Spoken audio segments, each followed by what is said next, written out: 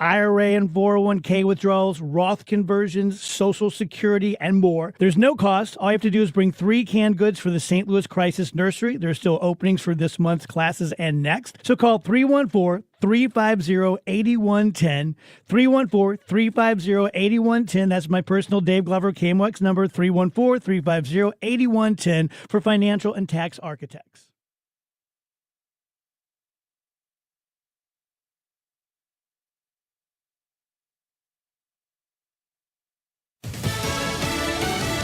Not quite as much wind. Lisa Brady, Fox News. Good news for fire crews in California, but several wildfires are now blamed for at least 5 deaths, destroying some 2,000 homes and other structures. This has been a particularly challenging situation for firefighters. You know, we had the Santa Ana wind event going on, very dry conditions, and it's led to absolute devastation here in Southern California. Fox Business's Max Gordon in Malibu. The Palisades fire, more than 17,000 acres, a significant number of people injured as they tried to escape this fast-moving fire. Firefighters say that a lot of people actually waited until the last moment to evacuate, didn't get out in time, and that was the reason for many of these injuries. But the wide-scale devastation here on the west side of Los Angeles into Malibu, Pacific Palisades, that has been just simply so striking. Entire neighborhoods demolished. LA Mayor Karen Bass facing questions about her leadership and fire department budget cuts. She told reporters today her focus is on saving lives and homes. The nation bids farewell to former President Jimmy Carter. You may say I'm a dreamer. Country stars Garth Brooks and Trisha Yearwood during today's funeral at the National Cathedral in Washington. President Biden calling Carter's life a good life, making every minute of time on earth count. Through it all, he showed us how character and faith start with ourselves and then flows to others. Grandson Jason Carter says the former president and first lady were small-town people who never forgot who they were or where they were from. Maybe this is unbelievable to you, but in my 49 years, I never perceived a difference between his public face and his private one. He was the same person no matter who he was with or where he was. And for me, that's the definition of integrity. The former president will be laid to rest later today in Plains, Georgia. America is listening to Fox News. If you're living with dry age-related macular degeneration or dry AMD, you may be at risk for developing geographic atrophy or GA. GA can be unpredictable and progress rapidly, leading to irreversible vision loss. Now there's something you can do to slow it down and get it going slower. Izervay is proven to slow GA progression. Izervay gets GA going slower. Izervay or avacincaptad pagel is a prescription eye injection used to treat GA. Don't take it if you have an infection or active swelling in or around your eye. Izervay can cause eye infection, retinal detachment, or increased risk of wet AMD. Izervay may temporarily increase eye pressure. Your vision may be impaired after an eye injection or exam. Don't delay. Ask your doctor about Izervay today. Izervay gets GA going slower. Visit Izervay.com. That's IZERVAY.com.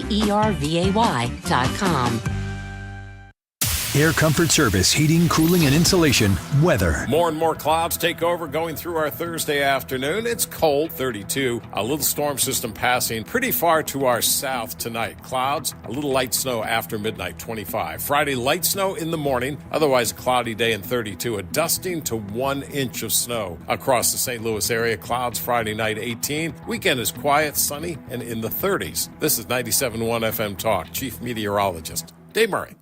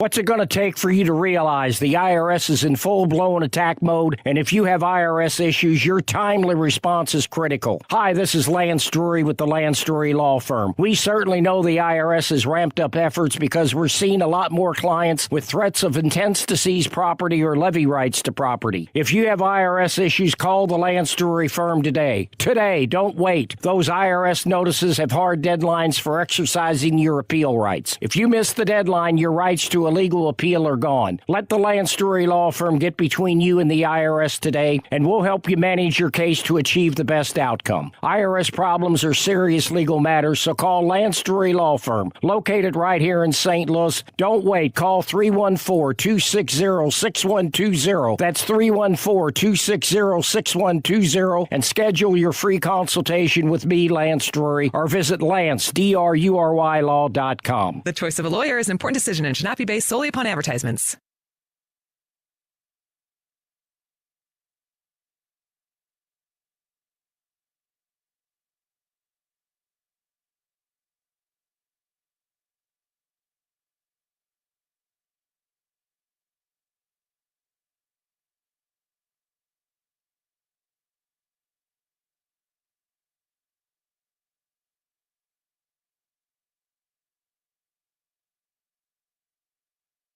If better health, more energy, and detoxing your body are some of your priorities this year, get Active Liver today and start the year off knowing you're giving your liver some well-deserved relief. You can find Active Liver in stores at your local CVS or online at Amazon or NewNordicUSA.com.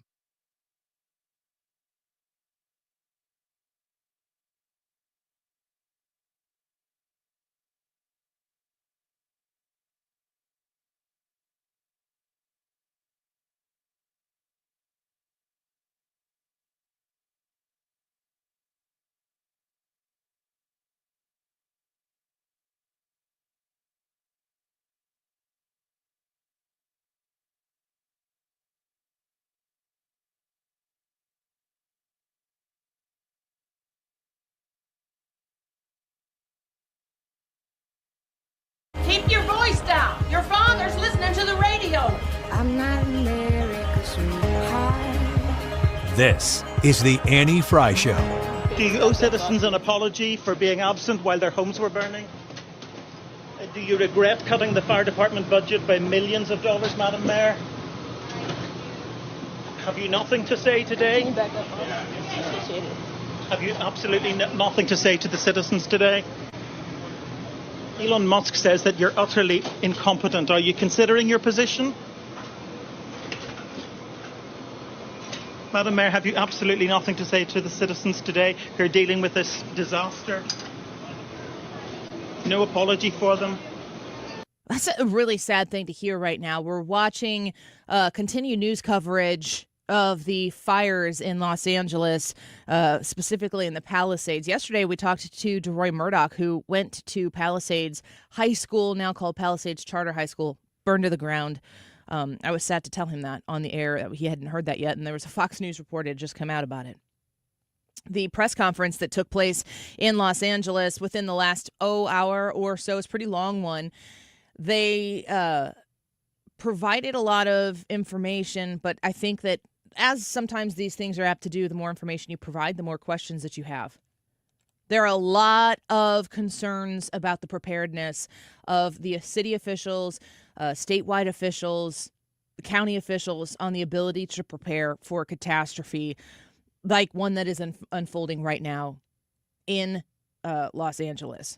Here is the mayor speaking on the crisis. This is an active situation. And conserve water to the extent that you can. We want to make sure that we are ready if we need more water. But make no mistake, Los Angeles will rebuild stronger than ever. Right now, if you need help, emergency information, resources, and shelter is available.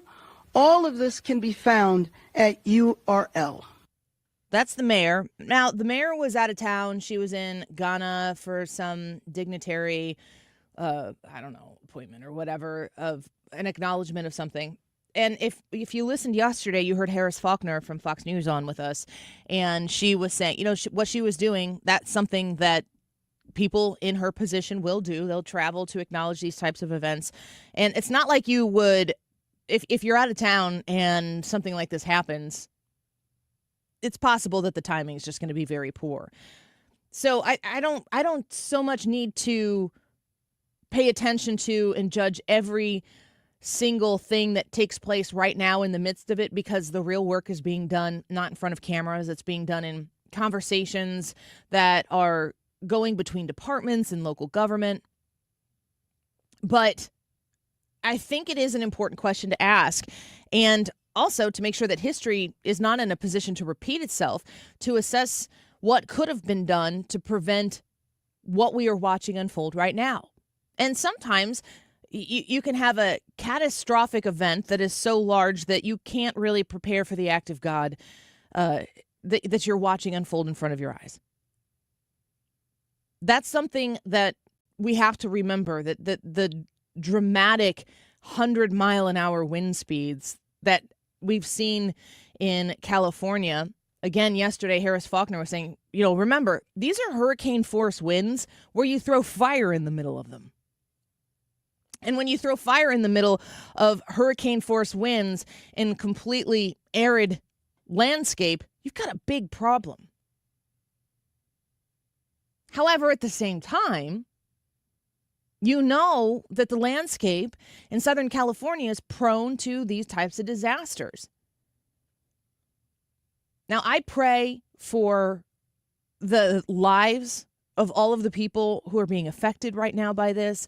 I pray for discernment for people who are having to make dramatically difficult decisions as to what to do next.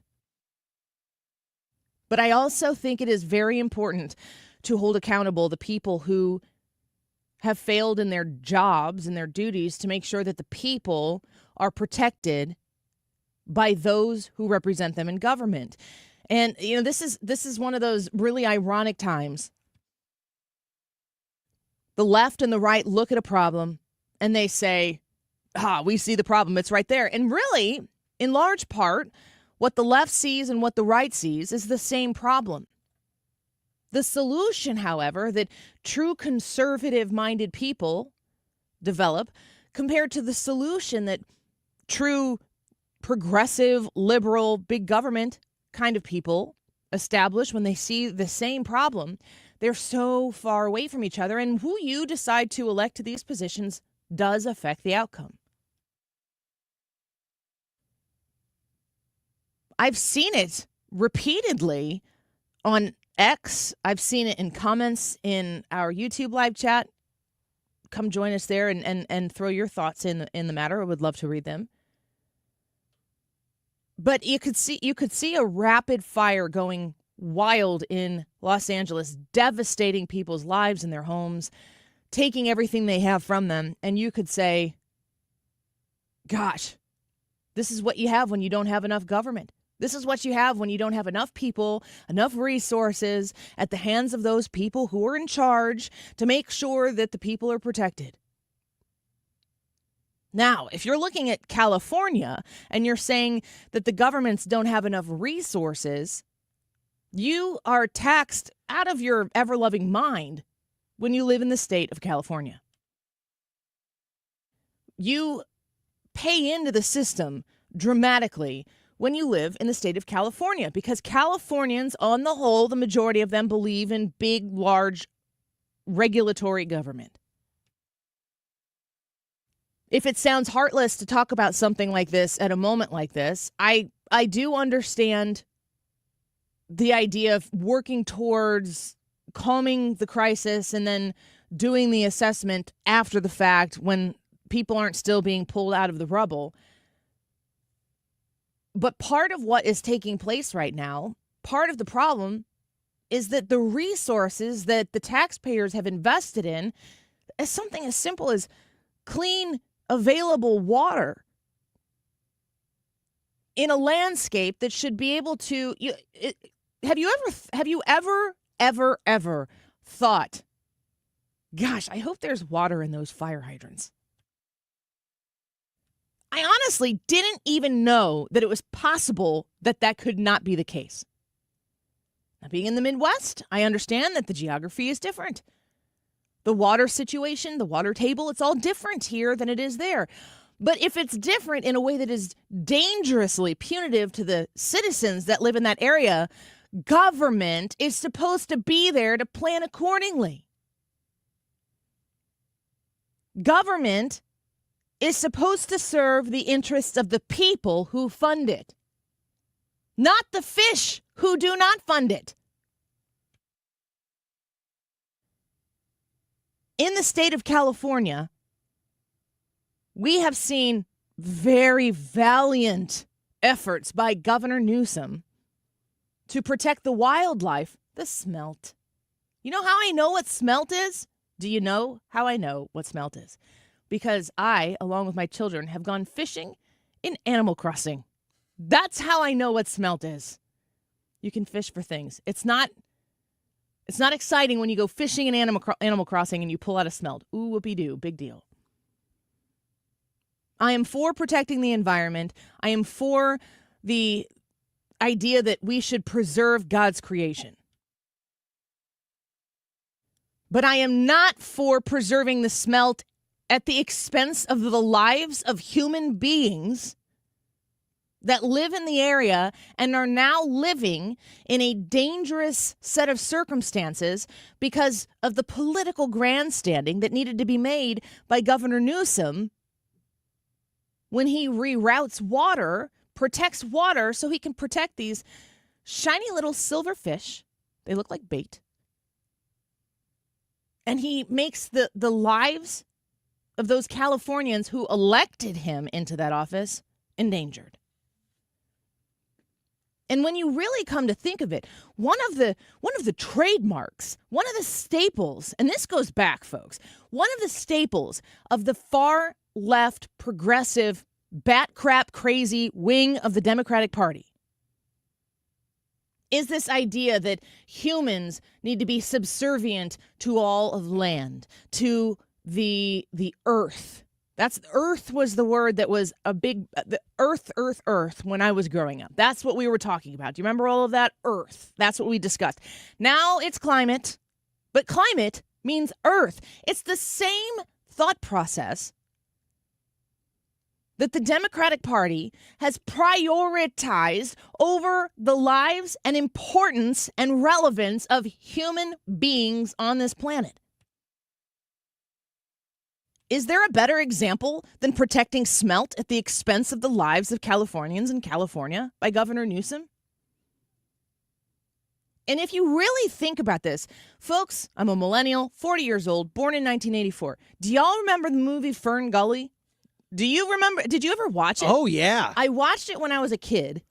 I had a friend, and she was a very, very good artist, and she loved to draw the fairies that were in there.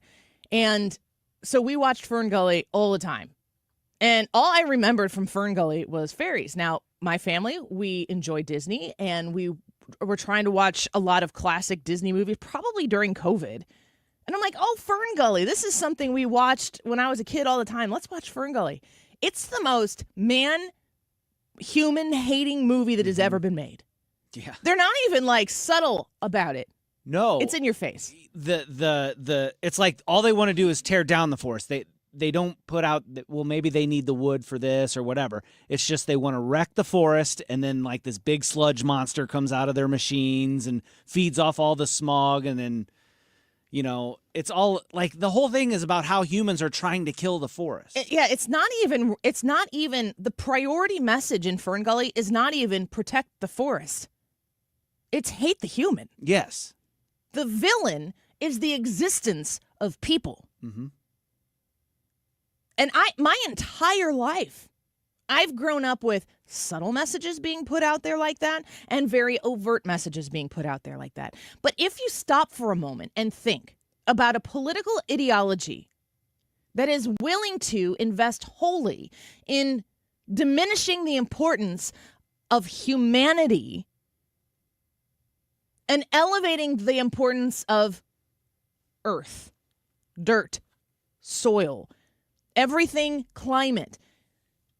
If you can reverse all of that, so much follows that can be upside down and inverted in a sensible way that you can pretty much make anything possible. You could even tell people that men are women and women are men, which would have been an absolutely bonkers, absurd assertion in the 90s when I was growing up. The worship of climate, the worship of Earth. We went through a whole recycling movement. Is the recycling movement, I've been somebody who has dramatically tried to shift my support for recycling because I come from Illinois.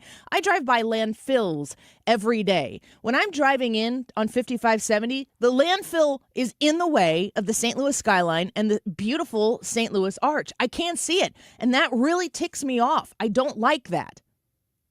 And when I think about all of the things that I'm putting into that landfill, and I realize that I could put in less, I am okay with that because I make that decision for myself, not because somebody else shamed me into it. But now you get down the road and you find out that there are a lot of trash companies that just put the recycling and the trash together.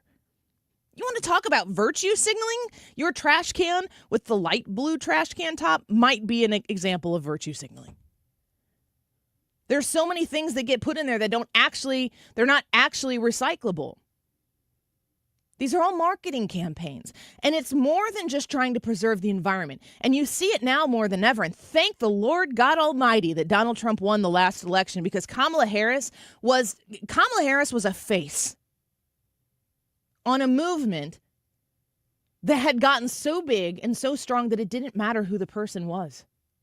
The movement was big enough that you will oblige because if you don't, you are a terrible person. And nobody wants to be a terrible person. Nobody wants to be bad. Nobody wants to make the wrong decision. You want to be a good, community supporting person. Mostly just want to live on your own and not be offended every time you turn around and not really have to. You want to be independent. But you also don't want to be known as a pariah because you didn't publicly do and say the right things. When that movement becomes so big and so large that the face of the movement doesn't matter because people are too afraid to go against it, we know what that looks like. We've been living it for 4 years, and it's no bueno. Now Southern California burns, and you have to ask yourself, if you are somebody who is living in the midst of this, and everything you had was taken away, and you are making the choice right now, do I rebuild in California? Do I preserve this absolutely stunning view that God has created on the southern coast of California? Do I rebuild my life and my home in the Palisades in California, knowing that these people are in charge? Do they care about me or do they care about the smelt? Because if I'm in that position and I know that the philosophy for 40 plus years of the people who are in charge of California is to protect the smelt and not the tax-paying citizens, I'm out.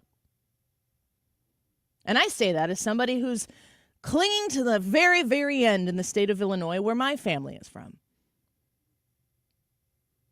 I think it will be very interesting to see who bends and who breaks in the rebuilding of Southern California in Los Angeles, because something is going to have to give for these people to say, yeah, I will continue to make my home here. When we come back, Hans von Spakovsky is going to be with us. I'm looking forward to having a conversation with him. We're just 11 days away from Donald Trump taking office, and we've got a sentencing for Donald Trump tomorrow. Big day, Donald Trump. Don't worry. You're just like a week and a half away from being the president again. It'll be fine. Hans von Spakovsky on the Annie Fry Show next. Don't go away. No man on the Minnesota Vikings. Truth hurts me to something more exciting. Bum, bum, be-dum, be-dum, bum, babe. You tried to break my heart. Oh, that breaks my heart. That you thought you ever had it. No, you ain't from the start. Hey, I'm glad you're back with you. I mean, who would want to hide this? I will never, ever, ever, ever, ever be your side chick. I put the sting.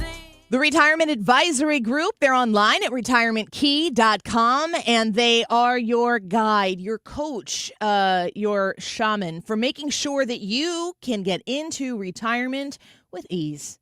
I'm talking to the people who are in their late 50s, people who are in their 60s, you've done everything you think you need to do. You've saved, you've sacrificed, you've maxed things out. You know what I'm talking about. But now it's getting to the point where this very window of time where you're going into retirement is an important window of time. There are smart decisions that you need to make. And Bob and Tammy Kershaw and Thomas Helbig are the shepherds you need to make sure that you get through this time making those right decisions and transitions.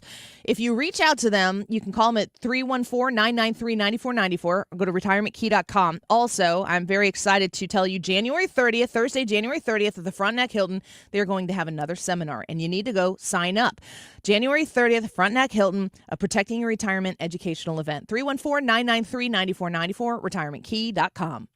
Hey, it's Mark Reardon for New Perspective Senior Living in Weldon Spring. This new pet-friendly facility offers state-of-the-art senior living with spacious apartments and amenities like granite countertops, stainless appliances, on-site PT, and more. Schedule a visit today at npseniorliving.com. npseniorliving.com. Step outside and fall in love with your backyard again. From inviting porch overhangs to durable composite decks and cozy screen rooms, Lakeside Renovation and Design creates stunning outdoor living spaces designed for relaxation, entertaining, and making memories. With expert craftsmanship and top-quality materials, your new outdoor oasis will be perfect for every season. Call Lakeside Renovation and Design today or visit lakesiderd.com to get started. Let's turn your backyard into the retreat you've always dreamed of. You're listening to the Annie Fry Show live from the Air Comfort Service Heating, Cooling, and Insulation Studio. If you have a furnace that needs service, a heat pump that needs repairs, or a boiler that needs to be replaced, contact Air Comfort Service. They offer 24/7 emergency heating service too. aircomfortservice.com.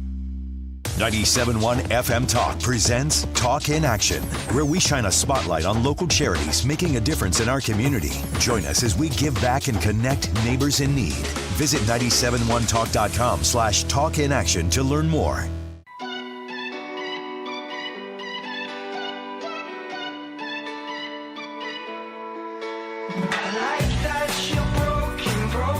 This is the Annie Fry Show. Follow Annie on X at Annie Fry Show.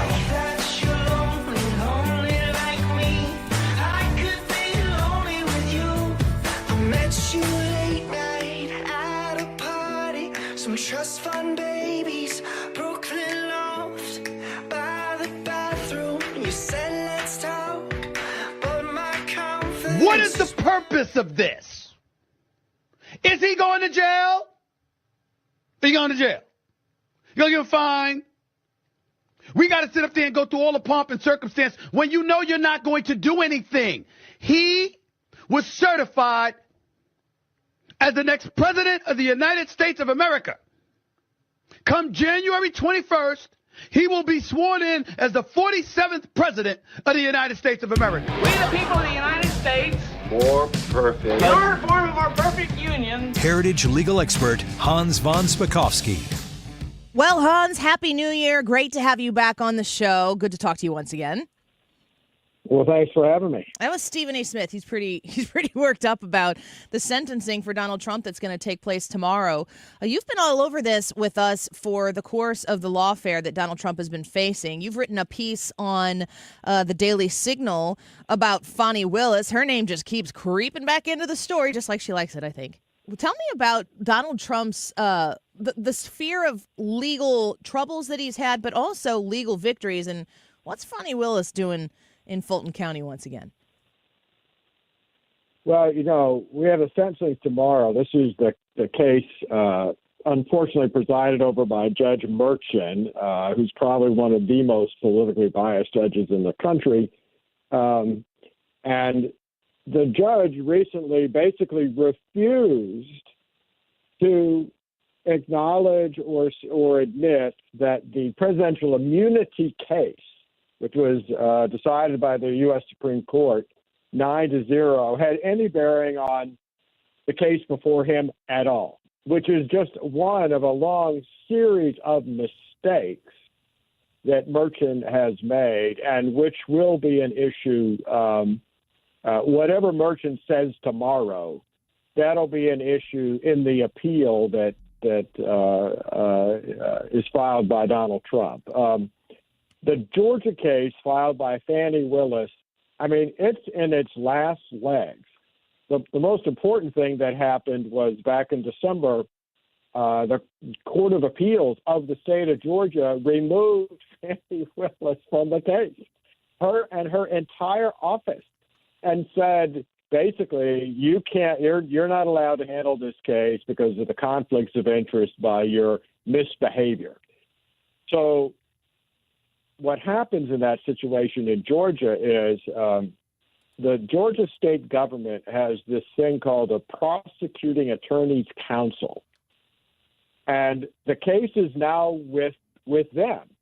And they will decide whether or not this prosecution of Trump and all the other defendants should be transferred to a different county DA's office so they can continue the prosecution, or whether the case should just be thrown out and dismissed. No telling how long that will take. If I was a betting man, I would bet that they are just going to toss it out in its entirety. But the biggest thing that just happened to Fannie Willis was that she and her office just got hit with a $22,000 judgment. They're going to have to pay that amount in attorney's fees and costs to Judicial Watch. Why? Well, Georgia has an open records law. It makes most government documents public records. And Judicial Watch went to her 2 years ago and said, we want all communications that you, Fannie Willis, and your office have had with Special Counsel Jack Smith and the J6 committee. And Fannie Willis kept saying, we don't have any documents. We don't have any documents. That was clearly not true. Judicial Watch filed a lawsuit. And the end result of all of this is, according to the judge's order, is they never actually looked to see whether they had any documents. They just automatically said, no, we don't have anything. And they finally, when the judge ordered them this past December, you have got to do a search. They came back and they said, well, we don't have any communications with Smith, the special counsel, but we do have communications with the January 6th committee, but they're all privileged and we're not going to turn them over. So the judge said, you violated the Georgia Open Records Act. You are going to pay all of Judicial Watch's attorney's fees that they've had to incur in order to get you to finally comply with the law. So they're going to have to pay that over, and now there's going to be a fight over whether the documents, whatever they are they really exempt under the law, or is she once again just raising a frivolous exemption to avoid politically embarrassing documents from surfacing? Man. Hans von Spakovsky with us, a senior legal fellow at the Heritage Foundation. I mean, that has been put a tent on the circus territory in Fulton County, Georgia for quite some time, pretty much the entirety of this lawfare. You said that it's going to go into the hands of, what did you call it, where the case is going to... It's a prosecuting attorney's council. It's this state agency that represents all of the DAs throughout Georgia. They will decide whether the case continues or whether it should just be thrown out. If you want an example of what they've done, folks may remember that also 2 years ago, Fannie Willis was targeting, as part of her grand jury investigation, she was targeting a state senator for supposed participation in what Trump was doing to contest the election results. He was running for lieutenant governor at the time. And a judge 2 years ago disqualified her from being able to target this guy, Burt Jones, with her grand jury. Why? Because at the very same time she was targeting him with her grand jury investigation, she was helping his Democratic opponent raise money to oppose him in the lieutenant governor's race. After she was disqualified, same thing happened. It went to this prosecuting attorney's council, and just a couple of months ago, they threw out the case. It's very dirty. It looks very, it seems like everybody else could see it from the outside looking in. You, Hans, certainly have been reflecting on this, being very well versed in Georgia law.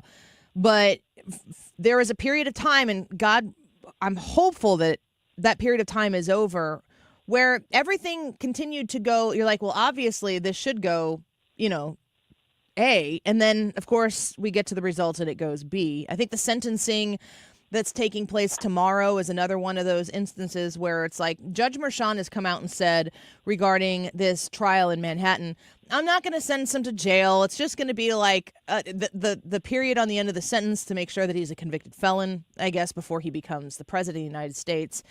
Is there justice left for Donald Trump, specifically in the Merchan situation in New York? Is there still a way that he could seek out and find justice even in this system in New York? Well, yes, if the courts of appeal there overturn what Merchan has done. And quite frankly, I don't understand why Merchan is still a judge. He violated the judicial ethics rules of the state when he actually made a contribution to Joe Biden's campaign, which you are not allowed to do as a judge. And yet there's been no action other than a letter of criticism from the state against him. He ought to be removed as a judge by the state legislature. He should not be presiding.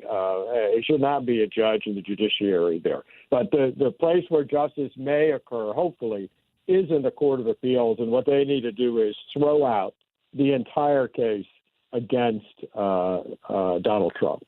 So Donald Trump is found guilty. I think it was 34 counts of the same thing that isn't even legitimate. It's so ridiculous how we got to this point. He's found guilty on these charges. As of tomorrow, when he's sentenced, he will be a convicted felon on these felonies that he's been charged with. Then it goes to the appeal process. Do you expect the appeal system to work to expedite this process? Are they going to draw it out forever? I mean, he'll be the president of the United States while this is unfolding. My problem is I don't trust the New York judicial system. There are too many politically biased judges in the system there who are very similar to Judge Merchan. And I'm optimistic. I hope that the Court of Appeals does the right thing and wraps this up quickly, but I just can't be sure that that's going to happen. They very well may try to drag this out so that this false label of him being a felon lasts for as long as possible. I just don't trust the New York judicial system. The sentencing that will take place tomorrow, I don't know if you have an anticipation of what that sentencing will actually look like, but if at all, will that affect his ability to be the president of the United States? No. In no way? No, it won't in any way affect it. It's simply a continuation of the publicity battle waged by the left. The same way, that's what Fani Willis was trying to do down in Georgia. She wanted Donald Trump labeled as a felon. She was hoping she could get a conviction, perhaps criminal time, to interfere with his ability to run for office. As you know, all of that has fallen apart. The federal cases have been, basically the one in D.C. has been dismissed by Jack Smith. The one down in Florida is on appeal to the 11th Circuit over the fact that the judge said to Jack Smith, you couldn't have brought this case to begin with because you were illegally appointed. And just this week, that judge, by the way, in Florida, issued a stay telling Jack Smith that no, he could not release a final report publicly on his supposed findings in the case, because that's Jack Smith's last throw of the dart. He wants to issue a report in which he can make all kinds of claims against Donald Trump, and people who work for him. And remember, when they issue a report like that, if you're the target of it, you have no ability to contest it. Is there anything that President Trump, once he's inaugurated, can do to rectify what's been done to him that would be appropriate? Well, I think what needs to happen is when the new Attorney General comes in, who, as you know, is Pam Bondi, former AG of Florida, has been nominated for that. She needs to come in and, frankly, clean up and reform the Justice Department. I frankly would fire just about everybody who was involved in the prosecution of Donald Trump in Florida and in D.C. Those cases were meritless, frivolous cases. They were an abuse of the law enforcement authority, and the lawyers who were involved in that, those kind of lawyers should not be working for the U.S. Justice Department. Well, I am looking forward to when he takes the oath of office and gets in there and gets down to business, and to watch what ends up happening with our Department of Justice, with your advice and your reaction along the way, Hans. Thank you for being here with us. Happy New Year. We look forward to talking to you again soon. Happy New Year to you, too. Take care. Bye-bye. Hans von Spakovsky, our dear friend, senior legal fellow at the Heritage Foundation, a former FEC commissioner and DOJ lawyer. Good to talk to him. In the 1 o'clock hour, we're going to speak with Congressman Mike Bost. We're going to connect with him about what he expects out of this very slim majority of Republicans in the House of Representatives. How is business being done? He's been there for a while now. So I think he came in maybe 2016, and he's seen a few things, and he knows a few things. And I'll be interested to see how he feels, if he's still kind of, got a little extra pep in his step now that the new Congress has been sworn in, and the president will be changing here in a few short 11 days. Congressman Bost at 125, Tyrus at 105, and Ethan in for Wiggins America next. Don't go away.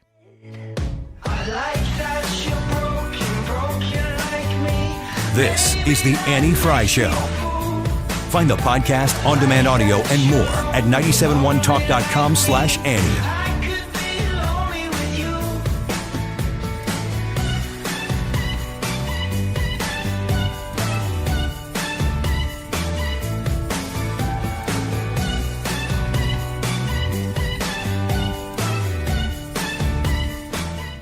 So I want to talk to you about a new friend that we have partnered up here with us on the show, and that's Tammy Dittamore and the Dittamore Group. If you go to their website, the Dittamoregroup.com, DITTAMORE group.com, you are going to be connected with a realty group that works in Missouri and Illinois. Do you hear what I'm saying right now?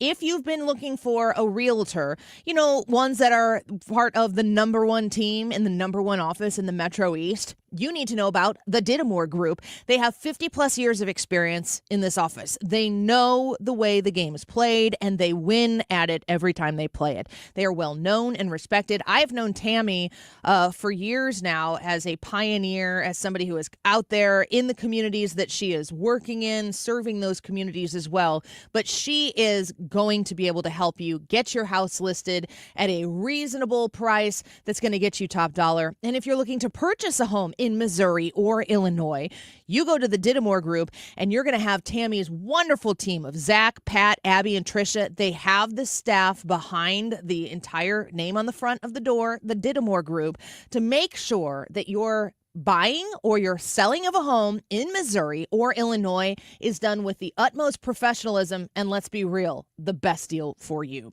You can call them directly at 618-531-4652. 618-531-4652. That's a direct line in. And when you call them, tell them, I just heard about you on the Annie Fry Show, thinking about listing my home. Even if it's in the next year or so, reach out to the Dittamore Group online at thedittamoregroup.com. A 2024 survey by Navitas Health Solutions reported that 48% of Americans have been unable to fill a needed prescription at least once due to the cost. RX Outreach, an online nonprofit mail-order pharmacy based in St. Louis, is committed to providing safe and affordable medications for everyone. They offer over 950 medicines for chronic illnesses and conditions and ship to all 50 states, regardless of insurance, without membership fees or copays. Contact RX Outreach at 314-222-0472 or visit RXOutreach.com LaSalleCountyOutreach.org. Today's YouTube live chat poll: is the size and scope of the LA fires a result of government mismanagement? We've got 3 options for you. Yes, no, or I'm not sure. We want you to jump on Annie's YouTube page and vote in the poll and leave us a comment telling us why you voted the way you voted. The time right now is 12:44. This time check is sponsored by Jerry Kelly Heating and Air Conditioning. It's time for a $98 furnace tune-up.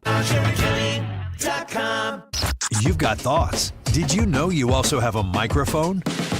Listen to 97.1 on the Odyssey app and click the microphone to leave a voice message. Whatever's on your mind, let us know by clicking the microphone in the Odyssey app.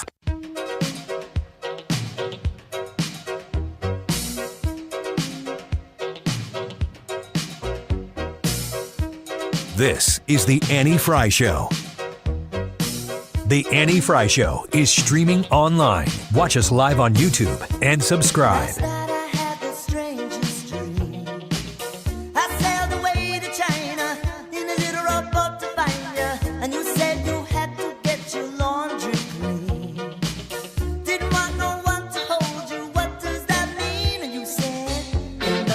Wiggins! Oh! Wiggins! Brian Wiggins will be back tomorrow.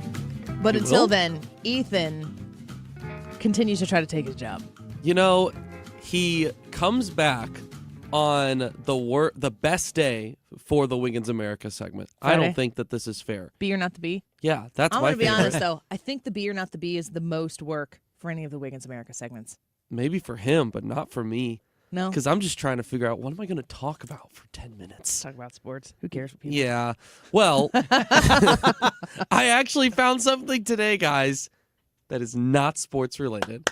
So because of that, I have to start with a separate sports Talking thing. to you, Susie. Hey. I don't know who Susie is. Big game tonight for the Irish. Yes. I thought you were going to talk about the Lady Braves because The what? the big game that I'm going to be at 6:30 p.m. is the 7th grade girls basketball. Hey-o.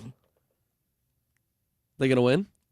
They better. They bet. Oh, I hope yikes. so. That I don't was know. pretty intense. We're playing a team, Lutheran school, girls basketball folks. We're playing a team. I like everybody on the other team. What's I don't the- like them enough to want to lose to them.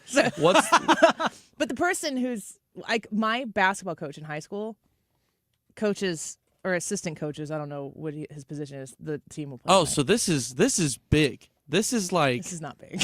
this is like Jedi against Padawan. This Which is one am like I? you're the Padawan. Okay, Cause, obviously. because the other one was the coach. You're just not a Star Wars person, are you? No. Okay. At first I was the learner, now I am the master. Yeah, that's basically what Yeah, it I'm is. gonna walk up to him and say that Yeah, tonight. if you win, you It's not just happening. have to be like and like post game handshakes, just like sucker. No. No, it's going to be a 6:30 tip-off, and it was supposed to be Wednesday. The game was supposed to be Wednesday, but some of the schools in the tournament that we're in, it's our tournament, some of the schools that were in the tournament had snow day, so they couldn't play. So they rescheduled it to the start time of the Notre Dame playoff game. That sucks. For my husband, for sure. It is the biggest game, arguably, in The school's history. Yeah, I mean that's hard. That's tough to say. I'd They've say played recent some big history. ones. They're probably the most historic college football program of all time. So Can I ask a question about this topic before we get into Wiggins America? Sure. Because I said this to my husband last night. If Yeah. you follow me on X, you know that we often watch these games on delay. We're busy, we got things to do, but he DVRs the game. We sit down, he watches the game, fast forward to the commercials. So I can't sit there and watch that replay of a game without knowing what the score is. I will be checking the score during the basketball game. No, you cheated last time too. You did the same thing because you were texting me during it because I was working Mark Reardon's show. I don't call it cheating. You were asking me about the Sugar Bowl. I was. I was watching it on Google Scores, and I'm like, what happened? They had the ball, and then we scored? Well, it's takeaway. It was a bad The game. question is, and I asked my husband this yesterday, because he knows that I will look at the score, and I'm good at secrets. I can keep stuff to myself, don't need my face to show anything. He doesn't ask me questions.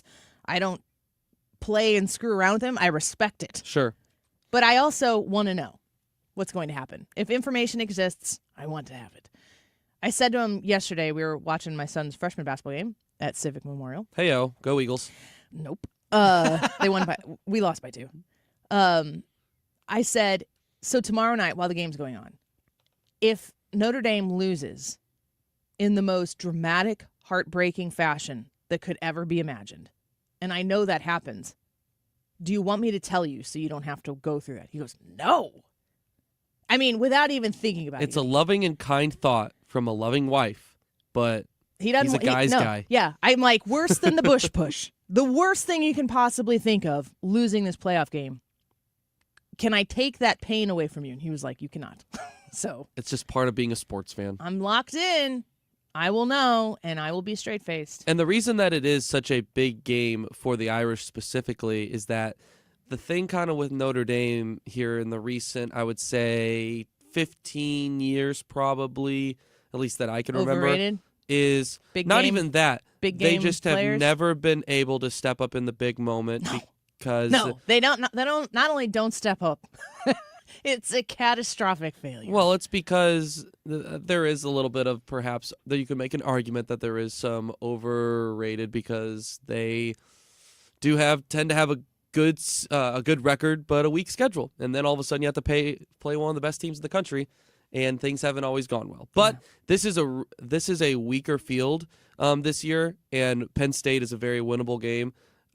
We can, if they make it to the championship, that's a different story depending on who they face. But this is most definitely a winnable game for them. I put my faith in God and my hope in Marcus Freeman. There it is. This is the Wiggins America that is not about sports. Yeah, right. I know, right? Funny how that works. I did it. It's my fault. You send those emails to me. You broke me. Okay, so now we will make the switch. So I'll start with this. Annie, a question for you. Mm-hmm. Do any of your children own cell phones?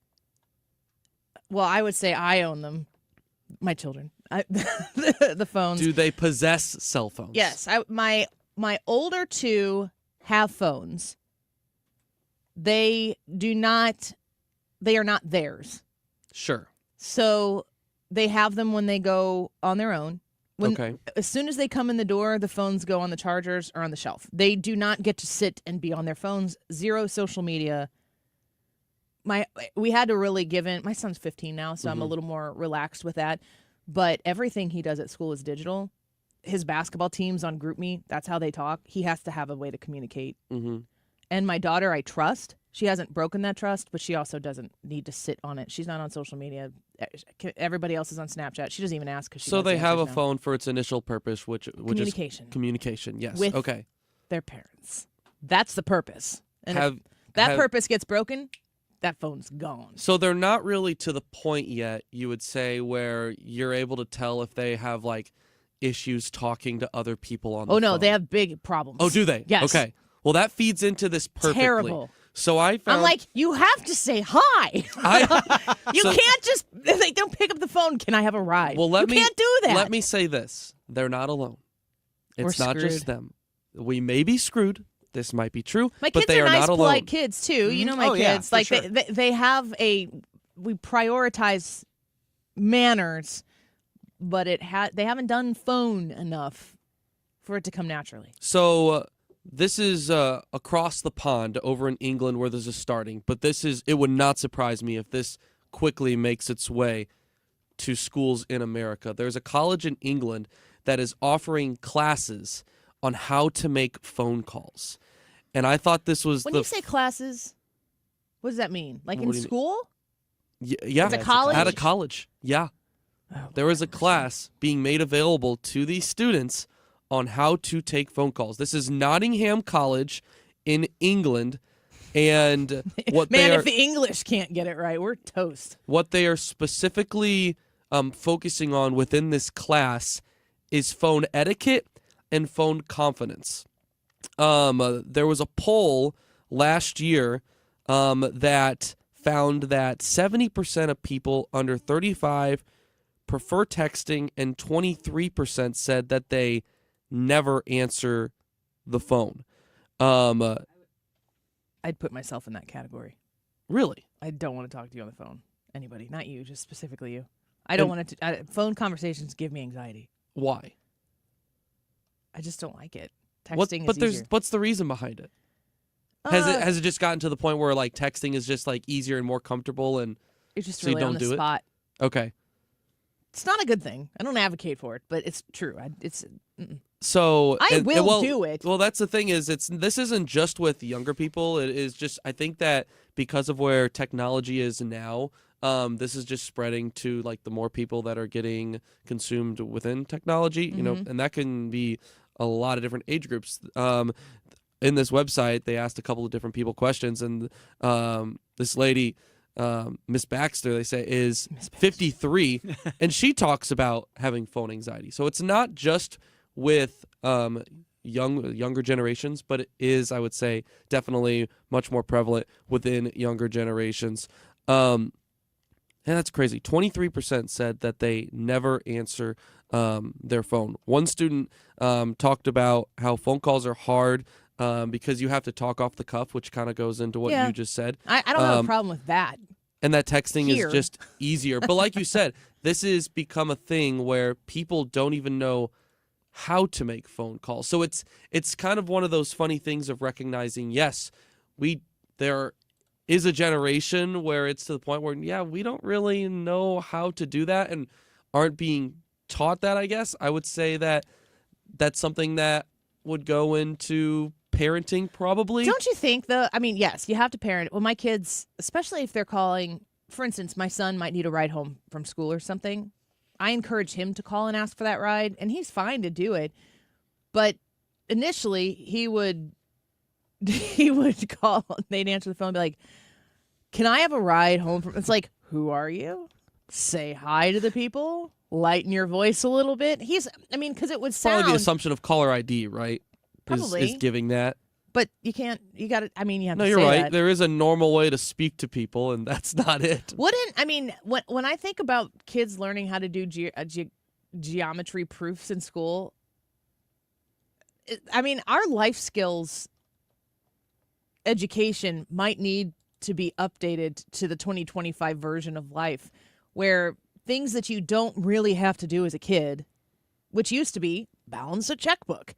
You don't have to balance your checkbook, right? Every time my debit card gets billed, I get a notification on my phone. So I can check things if I think that there's something up there. But like talking on the phone, if you're going to probably be successful in business, you're going to want to know how to talk on the phone.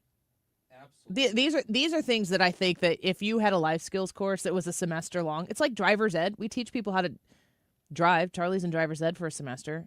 Marry the other semester with life skills and start with polite conversation. But doesn't it feel a handshake? Isn't there it just feels so weird to the point where it's gotten like we've talked about this before. We definitely have talked about like younger generation's inability to talk on the phone. But there's just something about it jumping to the point where now, at least somewhere in the world, it is being offered as an educational course. That is just a hard level of reality that we're hitting. I have had to, over the course of my parenting career, look at my kids and like you want to facepalm so hard because you're like, why do I have to explain this in such plain speak for you to understand?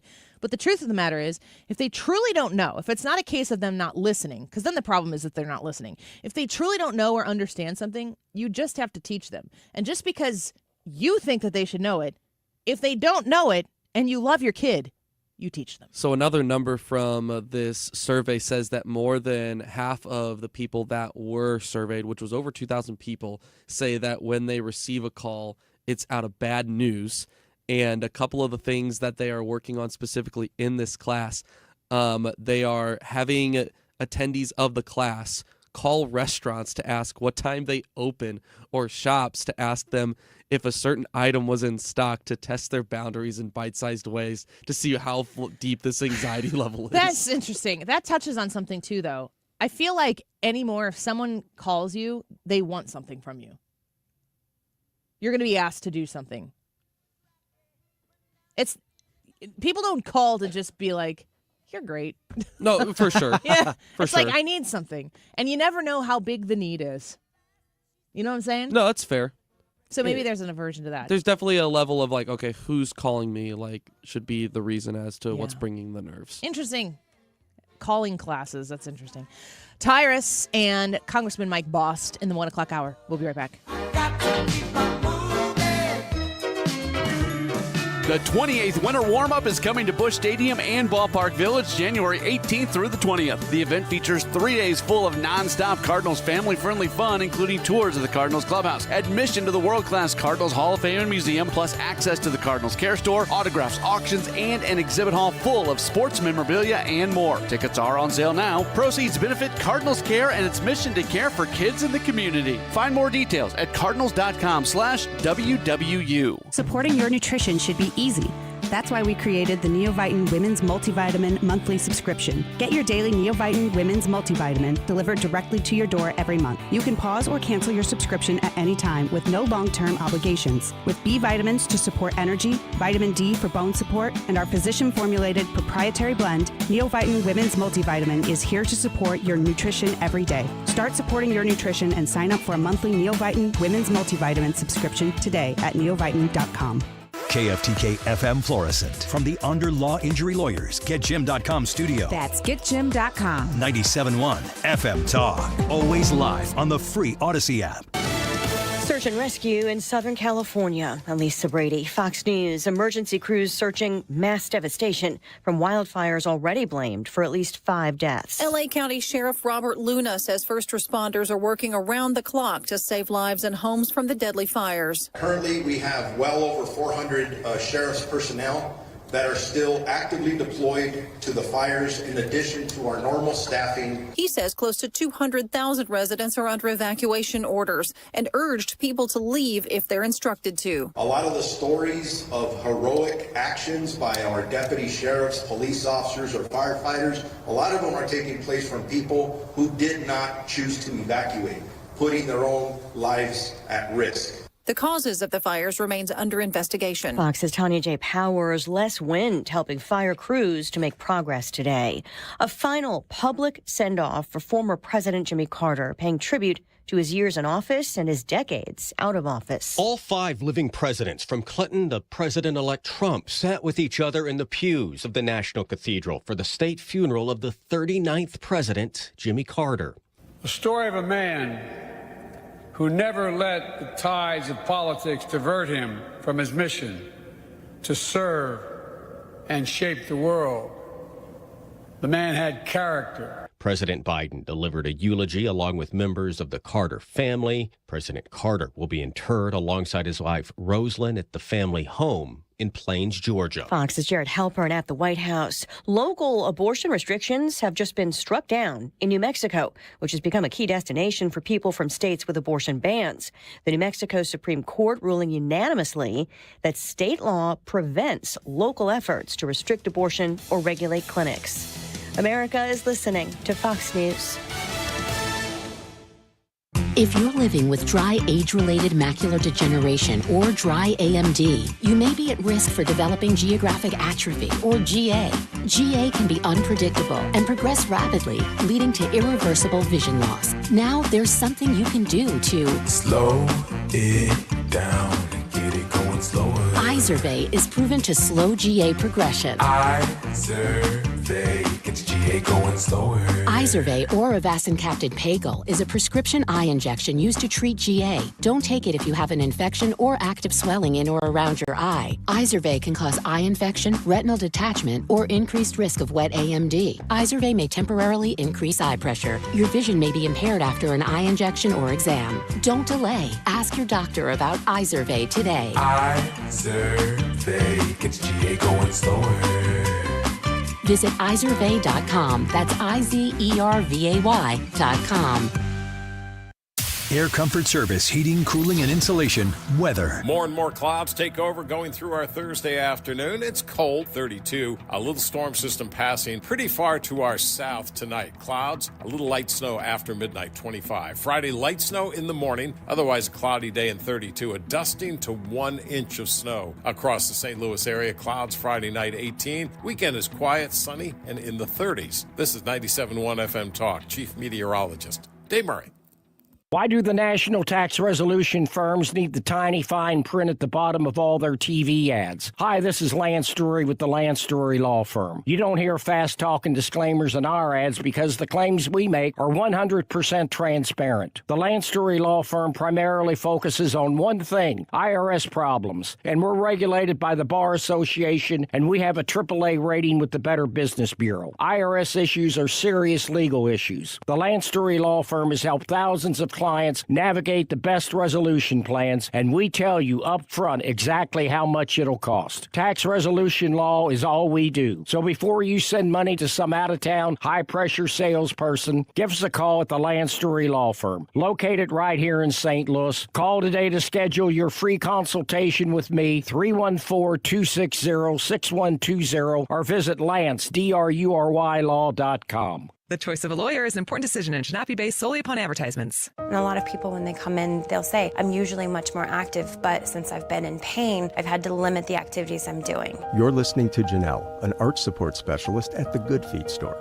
So he came in and he wanted to be able to keep up, play sports with his kids. And from there, we figure out which arch supports complement those activities. I fit him with the arch supports, and as I followed up with him, he's messaged me and said, I took my kids to the park today. We're walking, we're exercising, riding the bikes, and those are all things that he wasn't doing before because he was in pain. For over 25 years, the Good Feet store's arch support specialists have been helping folks to live the life they love without foot, knee, hip, or back pain getting in the way. Our goal is to have that long-term change for them. That's what's most important, is knowing that you leave an impact on someone's life. And I like that. Try them for yourself. Stop in for a free personalized fitting and test walk at the Good Feet store.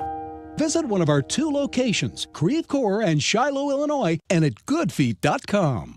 Life insurance. Why are you putting it off? Can't afford it? Too much hassle? Think you don't need it? There's lots of excuses for putting off life insurance. But if you weren't there, who would pay the mortgage and other bills? With Ethos, you could be covered in 10 minutes and boom, family protected. Ethos, fast and easy online term life insurance. Up to $2 million in coverage with no medical exam. Some policies as low as $1 a day. Answer a few health questions and get your free quote at getethos.com. That's getethos.com.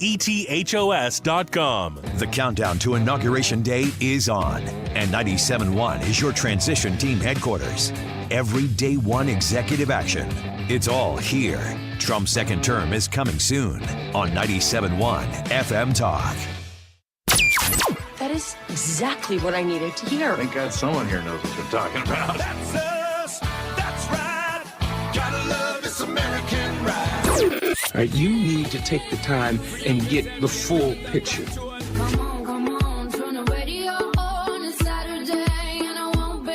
Don't get me wrong, I love the ladies. I mean, they rev my engine, but they don't belong in the newsroom.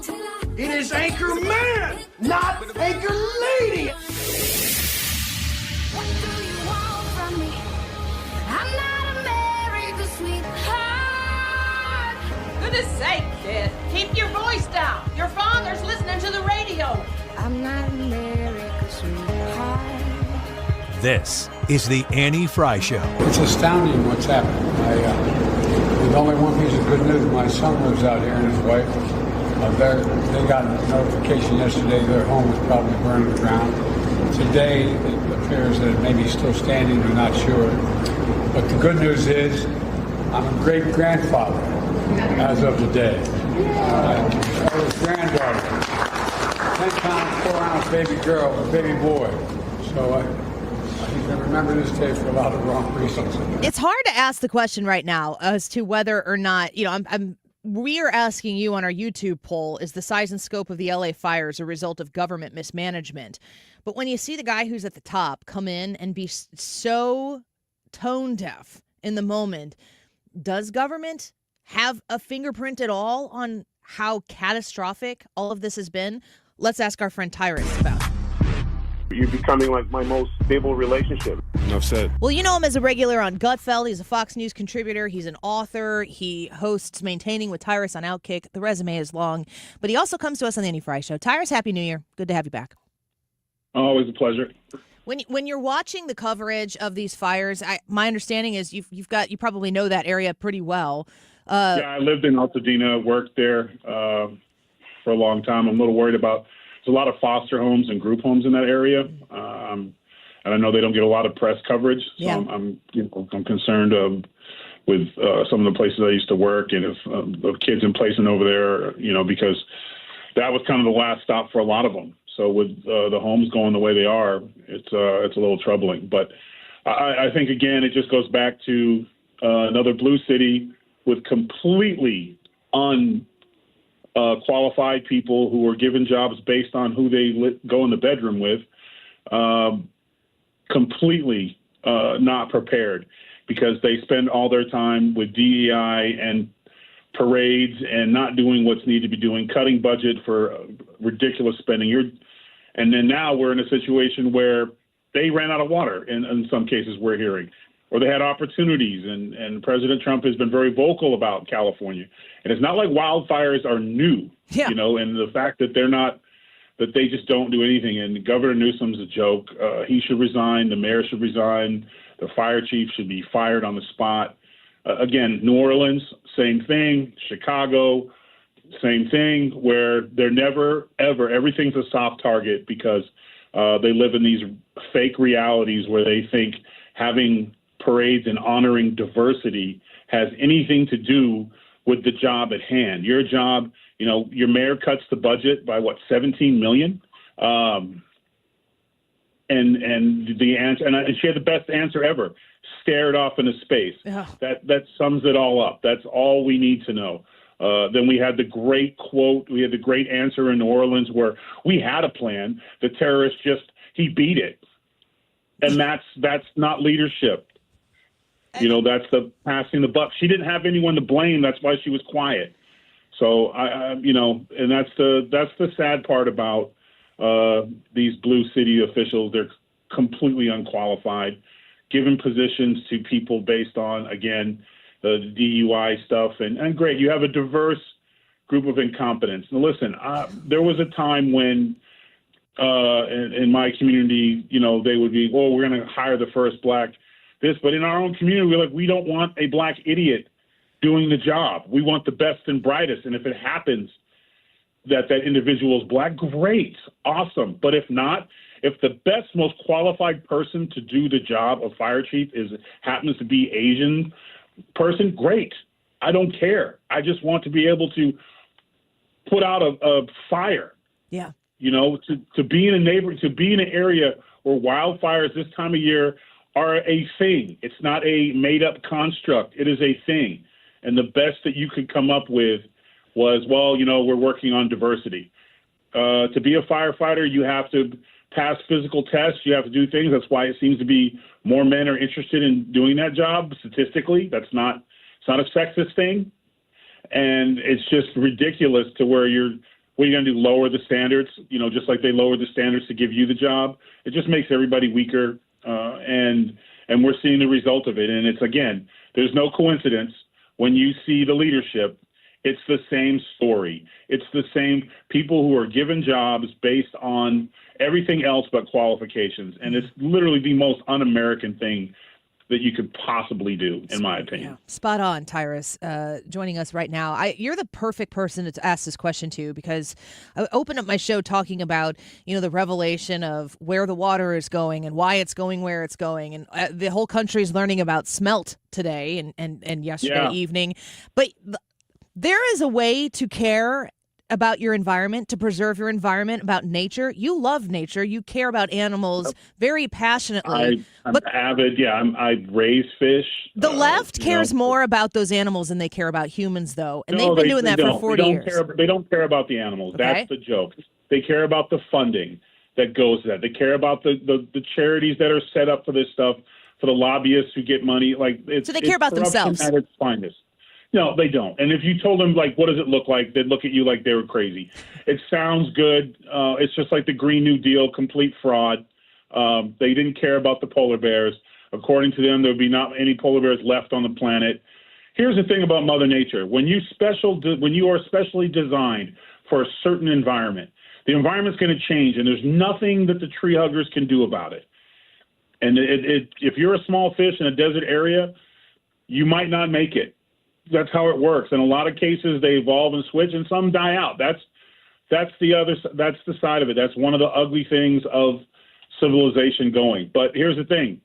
It didn't work. So all the effort was about kickbacks and lobbyists. It had nothing to do with smelt because their little plan with the smelt didn't work anyways. But what they did do was they put an endangered species as someone living in the hills of California. That's what they did do. And their answers are laughable. It's always blaming somebody else. And now it's, well, these, you have to understand these fire hydrants aren't really designed for this. And especially not when you cut the budget the way you did, especially not when you refuse to let California use natural water resources, ice melting from mountains. You were bragging about all the dams you stopped and tore down.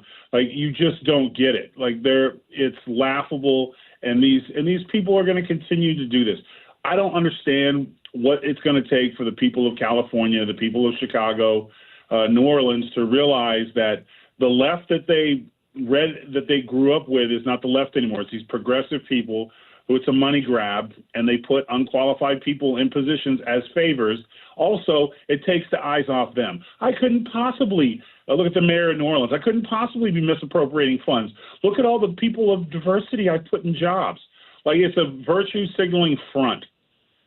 And now it's come home to roost, and we had a terrorist who just basically made a right-hand turn against their plan. And California is burning down, literally. Southern California is burning to the point where it's going to be decades. And their answer is, well, it's kind of on the people. And, well, because they're trying to find someone to blame. And this is where the American voter has to smarten up. Yeah. And this is why people are leaving California. This is why people are leaving New York. This is why people are leaving Chicago. Because they're like, I don't think the general public gets it. Yeah. But maybe because this is going to affect a higher end of Californians, people with money that are losing, their houses, their mansions, and let's think about all the livestock and all the horses and animals that have been burnt up, and people have lost their way of life. The schools have been burnt down. Maybe this will wake up California. Tyrus, in the wake of great catastrophe, I thought it was a blessing to watch you on the 5 after the New Orleans scenario happened, because it was good to hear your straight talk. I think what I hear you saying right now is that the people in these areas need to wake up to reality. They got to wake up. Is that going to happen? Well, this is your reality. They're not your friends. I don't know. Because usually the progressives in these blue cities, usually they luck out, and only their bad policies hurt the bottom of the socio and the economic. So it's the poor people that get screwed. And their attitude is like, well, it's not us, it's racism. But that's their go-to. I mean, that's exactly how they do it. Here's the situation now as to where it's hurting the celebrities that they need endorsements from. It's hurting the people that cut the checks to them. So maybe in California, now that, it's Armageddon basically there. I saw the pictures of the planes flying in from LAX. Maybe all those executive producers and all those people are no longer like, hey, and those CEOs who live up there and those big-time stars who live up there, maybe they'll start caring about what's going on in their state, and they'll do something about it. They'll stop supporting. They'll come out and be like, we just need someone to get the job done, qualify. We don't care if they're Republican or Democrat. It's just that they need to get the job done. We need to get actual firefighters to be the chiefs, people who know how to run the business. Let's get a police chief that actually spent time in the SWAT team. Let's start getting people that are qualified, that can handle in wartime situations. And when I say war, I'm not in terms of like a massive something bad happens and they have the skill set and the experience to plan ahead, to be like, hey, if our little barrier things aren't working, I've got 2 warehouses full of portable ones. All you got to do is wheel them out and put the wheels down in New Orleans. Somebody who actually has common knowledge, is qualified to do the job. Stop making America such a soft target. It's sad. All this is preventable. Wildfires are a part of California, but there is management, and this is blatant mismanagement. And I'd love to see where the funding went. Yeah. Yes, it's exactly what you were saying, too, about New Orleans. I think that's a great question that needs to be asked. Tyrus, Happy New Year to you. I hate talking about these types of things with you, but this is going to be a good year, and we're grateful that you're going to come along with us on the ride. Thanks for being here today. Thank you. Take care. Tyrus is a regular on Gutfeld, Fox News contributor. His book you can check out, Nuff Said and Just Tyrus, 2 books that he has had. You should check them out. They're great reads. If you're looking to read more in 2025, start with those books. And he will, in Just Tyrus, the first one that he wrote, he talks about living in California. He's lived everywhere. He's got a lot of experience with these communities. So he has a very firsthand experience of what it's like to exist in these places. And I think it's a very interesting perspective because it's a real one. And that's what I feel like 2025 is. It's the year of real. We're getting back to what is real. If you listen to that clip yesterday that we played from Charlemagne, who was like, Donald Trump showed me that you don't have to do any of this political speak nonsense. You can just say stuff. It can bother some people and it can still cut through and reach people. And he said that was what his lesson learned from Donald Trump was. People are going to start looking at what's real, and it's to me the weirdest part about a new mentality of being able to this is crazy. Brace yourself. Live publicly in reality. The ability to embrace what is real with no fear. Once you start peeling back those layers of things that we've all been doing to try to stay out of fights and not offend people for so long. Once you get to be, I really hate this phrase, but your authentic self. That's what we've been, the authentic self phrasing really came out of something that was ironically kind of woke. People wanted to be who they were without having any fear. And in doing so, they made people who are unlike them and maybe like you have to go cower and live in fear if you wanted to be deemed a reasonable person. You don't have to do that anymore. And that doesn't mean you have to come out and be an a-hole about anything, of course. But it's time to start living and dealing in a world of reality because you can't fix real problems with faux reality solutions. Because you get what you're getting right now in California, where you have to ask yourself, okay, what's the problem? Let's identify the problem. Wild, out of control fires with no water in a desert land. My children could know those details and assess the situation to be problematic. If you know that's the case, then the question is, the people who are in charge that have access to the dramatic amount of dollars that they take away from the taxpayers, what is their priority? Ask yourself that of every single elected official that serves you. What is your priority?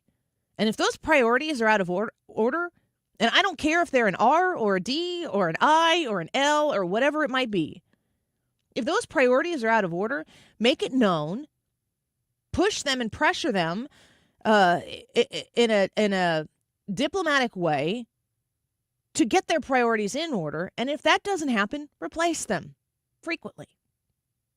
Let's speak with Congressman Mike Bost when we come back, Illinois' 12th District Representatives. He's going to talk to us about the House of Representatives. Will it be effective? We've watched the House be not as effective, I think, as you would like to see a Republican majority handle their business. It's a different game with Donald Trump in the Oval Office.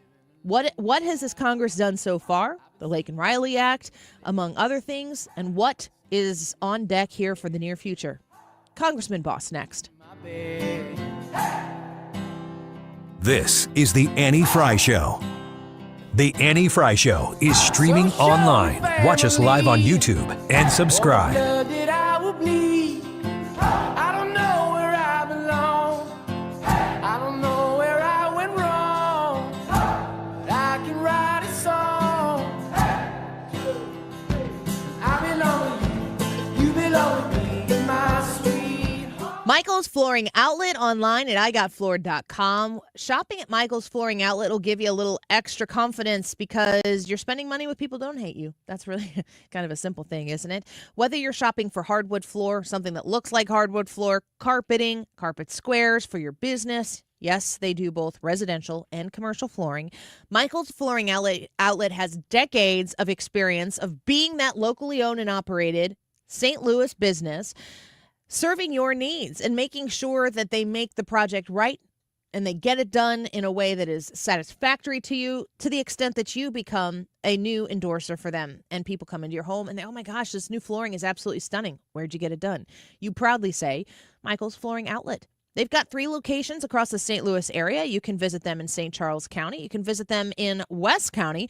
You can also check them out at Darien Prairie. For any questions you have, read reviews of actual customers of their own, and to request an estimate, visit igotfloored.com. Hey, it's Mark Reardon for Underdog Sports, and if you're a Missouri resident like me, I've got great news. Underdog is now available to play in our state. It's the best place to cash in on all of your takes during the playoffs, which players are going off, which ones are ice cold. They have over 5 million happy players and $2 billion won, and they have a champs game. And with that game, you can win up to 1,000 times your money by simply choosing higher or lower on stats. So yards, touchdowns, interceptions in war. Will Jordan Love throw more than 2.5 interceptions? Will Justin Jefferson have more than 3 TDs? You can cook up some really interesting entries. You can mix and match with hockey or the NBA. The Champs platform is the only platform that puts the power to cash out in your hands. And Underdog is the best place to play Champs. Download the app, sign up with promo code MarkR, and deposit now to get up to $1,000 in bonus cash instantly. That's promo code MarkR. Must be 18 plus and present in a state where Underdog Fantasy operates. Terms apply. Concerned with your play? Call 1-800-GAMBLER or visit ncpgambling.org. Download the Underdog app today.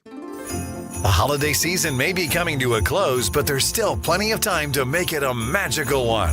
Ring in the new year with something stunning and timeless from Diamonds Direct. Start the new year with a celebration of your love, or even a celebration of yourself. Whether you're shopping for the perfect wedding bands, a beautiful pair of diamond studs that were missing from under your tree, or the engagement ring of their dreams, Diamonds Direct has just what you're wishing for. This year, make your New Year's resolution to shop smarter by shopping direct. Making a decision on where to make your next jewelry purchase has never been easier. At Diamonds Direct, you're guaranteed to get an extraordinary value, ironclad warranties, and the white glove service that we've long been known for. Let the experts at Diamonds Direct show you the difference in a concierge luxury shopping experience. Kick off the new year the way you've always wanted. Customize your experience in-store or online at DiamondsDirect.com today. Diamonds Direct. Your love, our passion. You're listening to the Annie Fry Show live from the Air Comfort Service Heating, Cooling, and Insulation Studio. Air Comfort Service is celebrating 55 years of residential and commercial service, maintenance, and installation of heating and cooling systems. Get in your comfort zone. Visit aircomfortservice.com.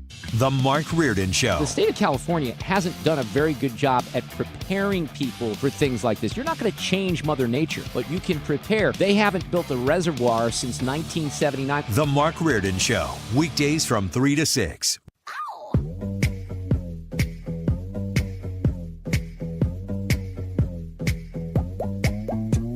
This is the Annie Fry Show. Follow Annie on X at Annie Fry Show. Who's that sexy thing I see over there? That's me, standing in the mirror. What's that icy thing hanging around my neck? That's gold. Show me some respect. Oh. How does it feel to be back at the U.S. Capitol, Mr. President? It feels great. Mr. Prime, on the same page? Couldn't feel better. Are you looking at We're looking at the one bill versus 2 bills, and whatever it is, doesn't matter. We're going to get the result, and we're going to make America great again, and we'll see you in a little while. So Donald Trump very happy to be back on Capitol Hill. Yesterday, we talked a little bit about how he was going to meet with the Republican senators. Getting Donald Trump back in the Oval Office is a big deal, but he's already working hard to make sure that he can get done for the American people what he promised he would do. Now, that is going to have to go through a very slim Republican majority in the House of Representatives. Can they get the job done? Well, let's ask one. How does it feel to be back at the U.S. Capitol? Congressman Mike Bost back on the Annie Fry Show with us. Welcome back to the show. Good to have you. Hi, Annie. Thanks for having me on. How's your new year going on Capitol Hill so far? Well, we've been busy. We got the speaker elected. There was some discussion. Thank heaven there was some discussion. That's good. There's some discussion, but we did get him on the first vote. Yeah. Kind of drug it out a little bit. We've got some other things that we have been working on because the committees have not been populated yet. The Republicans have been. I'm a little worried right now because I'm watching the Democrats and they're dragging their feet on putting their members into our committees. And we can't start our work until they get that done. And so I hope that they're going to get that done as quick as possible. We were hoping by next week. Is that a move on their part? Is that? Yeah, I think so. I think it is. I think they're doing it to just slow things down, and here we are, we're biting at the bit, is the best way I can describe it, with things that we've got to get done. We had a meeting with the leadership in Baltimore last weekend to discuss and working on how we're going to put this together for reconciliation. I'll be headed down to Mar-a-Lago on tomorrow, actually, and then have a meeting on Friday. All of the chairs are meeting with the president-elect to discuss, his. We know what his priorities are. It's the best strategy so that we don't lose some of our own members. You heard the argument and discussion. Should it be one bill? Should it be two? I'm going to vote for it no matter what. Okay, if it's one or two. But the thing is, I believe that if one bill would make sure that everybody votes for it, and though they might not like one thing or another, we won't have to try to. My big fear is that something breaks down and we have certain of our own members that don't go with us, and that would be tragic, because right now, we've got to get this done. And in reconciliation, it's kind of wonky what reconciliation is. It's a process by, if you have control of the House, control of the Senate, and the president, it allows us to bypass the cloture rule in the Senate for the one time, because it's moving budgetary concerns, and it has to do. There's a thing called the Byrd rule, and that was because former member Byrd kind of set up a situation where it has to be part of a budget process, and it also has to deal with mandatory spending. And the person who makes that decision, whether the language is doing what is required under the Byrd rule, is the parliamentarian in the Senate, and I'm not making this up, as he does what is known as the Byrd bath, which is basically go through and make sure nothing. I'm not joking. That's what it's called. And nobody's surprised. I have been, just so you know, I have been through this process one time before, and that was when Trump was elected the first time. And with that, at that time, remember, it was his first time being president, and Paul Ryan was there. They didn't necessarily agree as well and as much as he does with Mike Johnson. So I think we're going to, but the question is how do we make sure it meets all those requirements, and how do we get it done as quick as possible? We're looking at to possibly get it by April. In there, what we're looking for, and he's looking for. Is this the two bills versus the one big beautiful bill? Is that what you're talking about right now? Yeah. Basically, what we are proposing is we put the border issue, the tax relief issue, and the debt limits all in one. And the debt limit is, there's a reason why we would move the debt limit. Not that we're going to spend more, because we're going to reduce the overall budget. But the debt limit, which has to make sure that the credit of the United States is good, and that we aren't basically going get our credit rating dropped and everything like that. Yeah, no default, right. And so we have to do it. But if we do it now during reconciliation, it doesn't allow Chuck Schumer to be in a position to have to negotiate and push the Democrats' view, which will then cost us more money. Okay. Because they always cost us more money. Yeah, that's kind of the slogan of the party. Let's back up here a little bit, because all of these things that you were talking about, American voters, people listening right here in St. Louis and on the east side, in the 12th district that you represent in the House of Representatives, you're going to hear a lot about this stuff coming up. And I want to make sure that some of these bold-faced words that you just talked about, that people understand them, because I definitely find myself, you speak in jargon, I speak in jargon, and then you kind of talk over the people who need to understand it. The first thing that I want to highlight is you talked about the Democrats maybe slow walking their committee appointments just to slow down the process. They know it's coming every day that they can delay. It's about all that they can do right now. Tell me why the committees are important to get these types of things done. In order, like, where does the committee what's their role in the process of getting a bill? And that's why the committee chairs are going down to meet with the president, is because each committee has things that can be put in reconciliation.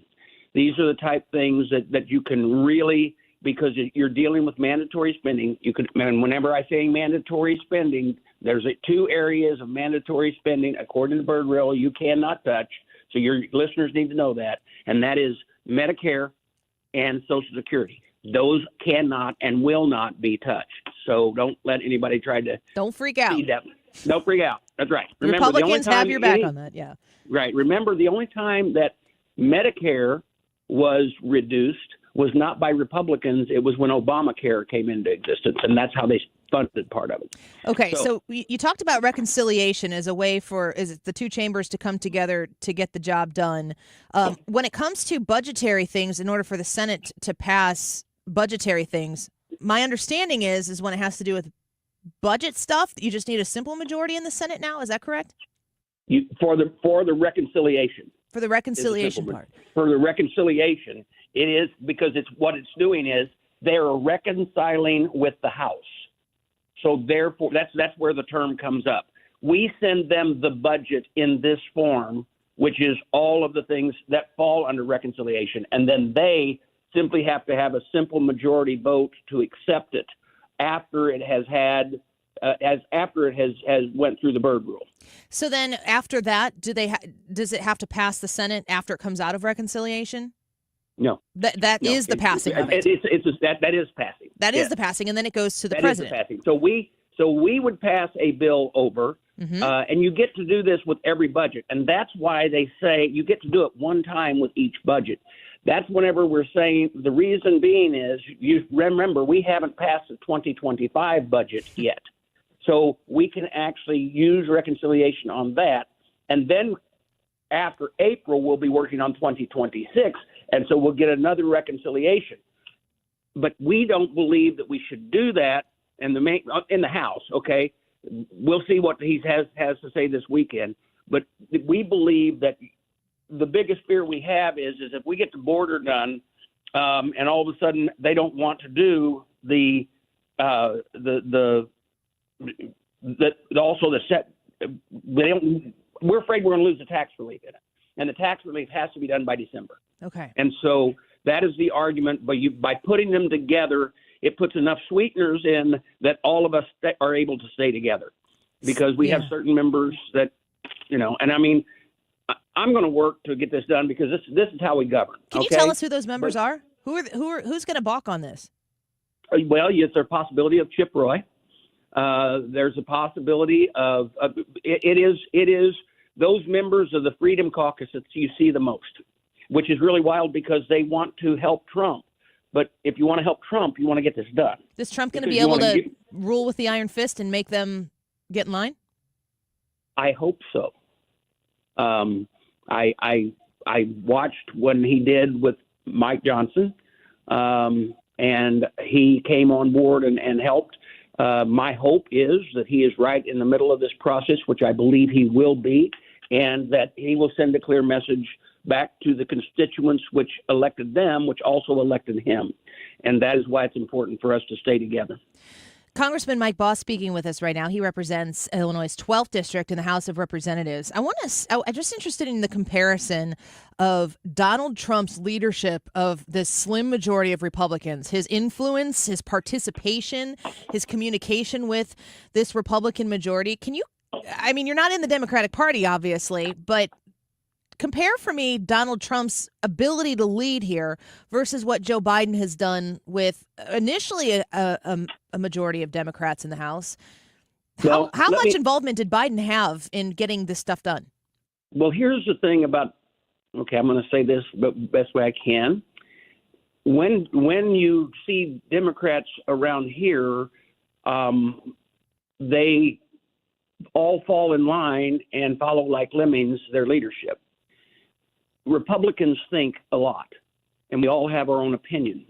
And because of that, quite often the arguments get to a point that, and that's one thing that I want to make sure of too, and the speakers want to make sure of, and this president has to make sure of, is that we don't have a member run out and make a statement, I'd never vote for this, the statement, one of them said I would never, for instance, remember this about Tom Massey, who voted no on the speaker.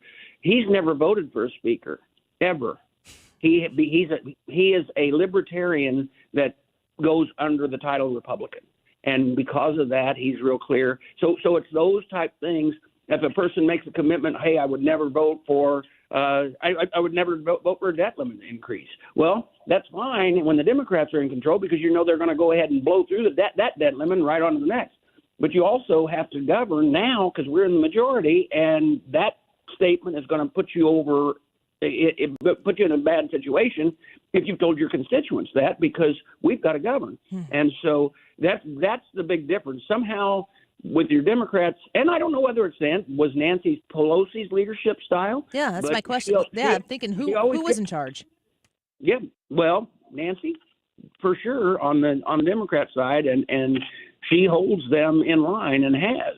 And remember, but the slim majority, she had a slim majority her last time as Speaker. You got to remember when John Boehner was there, that was a huge majority. We need 218 to be in the majority, and we had 242 when I got here. Man, Congressman Bost, when I'm thinking about what's lying ahead and this super slim Republican majority, I'm thinking a lot about some of these purple district Democrats. I'm in the 13th. Mm-hmm. Nikki Budzinski is my representative. She's a Democrat. And every time I see one of these crazy bills and I'm like, who's voting against the Lake and Riley Act? I'm always going to look at where she votes. And I want a Republican in that district, but she seems to vote purple more than she votes blue. Well, when they give her permission to. I'm sure. It's the same way as the Illinois state legislature. But my question to you is, do you find yourself interested in working with any of these Democrats? You think some of these Democrats are going to come over across the line and get stuff done? If the Democrat wants to secure our border, reduce crime, expand so that we can become energy efficient, independent again, wants to deal with foreign affairs issues the way we would, and do things that are smart government, I want them on board with us. I'm more than willing, and that's, with the VA, quite often we were working through, and we got the Elizabeth Dole Act with a lot of Democrat support. Unfortunately, it was the ranking member on the Democrat side over here that didn't want us to move anything because he doesn't agree with us using community care. Well, unfortunately, not everybody has a VA in their backyard. And so we've got to have community care. And so, but he held all that up. If you can stay away from them, but find those that can come over and have Democrats help, that's great. But don't try to cut a deal with us and make it to where we can't get the power, the good legislation that we need and that we promised the American people to deliver on. Well, we're going to be watching closely, Congressman. We appreciate your insight here. Don't doubt that a bit. Everybody should be watching closely. Yeah. Thank you for the vocabulary lesson. We look forward to having you back. And you guys are going to get so much done, you're going to have to come back all the time. So we're looking forward to the next. It's going to be really big. Yep. Really big. Take care. Bye-bye. All right. Thank you. Congressman Mike Bost, Illinois' representative in the 12th district, I should say. He also chairs the House Veterans Affairs Committee, a very important part of what Congress does. Great to have a great relationship with him, and he comes here to talk to you, so we appreciate that. Let's take a quick break. When we come back, I don't know if I've even read this on the air yet. The YouTube poll for today is the size and scope of the LA fires a result of government mismanagement? Yes, no, or you're not sure. I never put not sure in a poll because it's a poll. Make a commitment. But I wanted to give people the opportunity to say, I'm watching this and I'm thinking, ooh, this looks bad, but I'm not ready to make that full commitment to saying, yes, this is absolutely based on government mismanagement. Annie Fry YouTube channel, let us know what you think. Tell us why you said yes or no, or what you're still looking at. Love to hear what your thoughts are. Chris says, I said yes, wildfires happen, but no water in hydrants is a government issue. What do you think? We'll be right back. Don't go away. This is The Annie Fry Show. Interact with Annie on Facebook. The Annie Fry Show.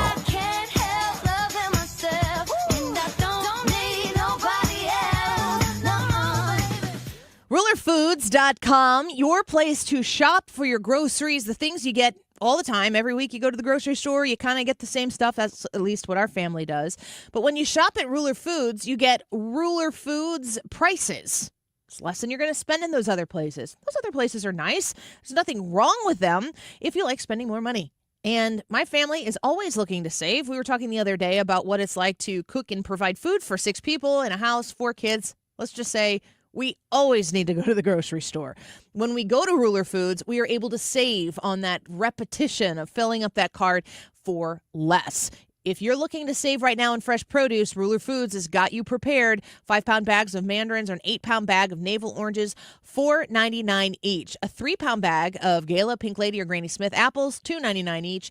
You can save on all of those name brands that you love. They've got them at Ruler Foods, but they also carry Kroger brands at Ruler Foods prices. Save, even check out their delivery option at rulerfoods.com. I was having a lot of sinus infections. My sinuses were clogged, pressure, headaches. Linda suffered for years with chronic sinus infections. You don't feel like doing anything. When you feel like your head is completely clogged, all you want to do is just lay down and sleep. And the pressure, it's just not fun. Always walking around with a headache. Now, her issues are gone. How? A minimally invasive procedure done in the office of St. Louis Sinus Centers called balloon sinuplasty. I really did not know what it was like to feel like you're really breathing and not being so clogged up. I would do it again in a heartbeat, and I would definitely recommend it for someone else. Do you suffer with chronic sinus infections, facial pain, pressure, congestion? Find out if balloon sinuplasty is the solution for you. Set an appointment today with St. Louis Sinus Centers. Call 314-230-9333. 314-230-9333. That's 314-230-9333. Wesley Financial Group is not a law firm. Hi, I'm Chuck McDowell, the timeshare cancellation guy and founder of Wesley Financial Group, and I want to set the record straight. I am not an attorney. I've never wanted to be an attorney, and the truth is I really don't even like attorneys. If I sound like an attorney or if I look like an attorney, I'll apologize. But what I've learned in my 15 years in the timeshare cancellation business is you don't need to be an attorney to get folks out of their timeshare. At Wesley, we've helped over 40,000 families cancel their timeshare without me being an attorney. And I want to share with you how we do it. Just give my office a call, and you will not talk to an attorney. And I guarantee if we take you as a client, we'll get you out of your timeshare, or you'll pay nothing. Call now for your free timeshare exit info kit. 800-656-1551. That's 800-656-1551. 800-656-1551. Hey, it's Mark Reardon. If you're nearing retirement or already retired, call my friends Thomas Helbig and Bob Kershaw with the Retirement Advisory Group. They'll show you how linking to the market is much safer than owning the market for your retirement savings. They're the official financial advisors of my show. Go to retirementkey.com. Today's YouTube live chat poll: is the size and scope of the LA fires a result of government mismanagement? Yes, no, or not sure. Now, if you were listening to Annie at the end of the last break, she says she never puts not sure on the poll. She wants you to make a decision. However, today is one of those days because there's a lot of information to take in. Jump onto the YouTube page, youtube.com/@AnnieFry, and vote in the poll on the stream and leave us a comment telling us why you voted the way you voted. The time is 1:46. This time check is sponsored by Jerry Kelly Heating and Air Conditioning. It's time for a $98 furnace tune-up. 97.1 FM Talk presents Talk in Action, where we shine a spotlight on local charities making a difference in our community. Join us as we give back and connect neighbors in need. Visit 971talk.com/talkinaction to learn more.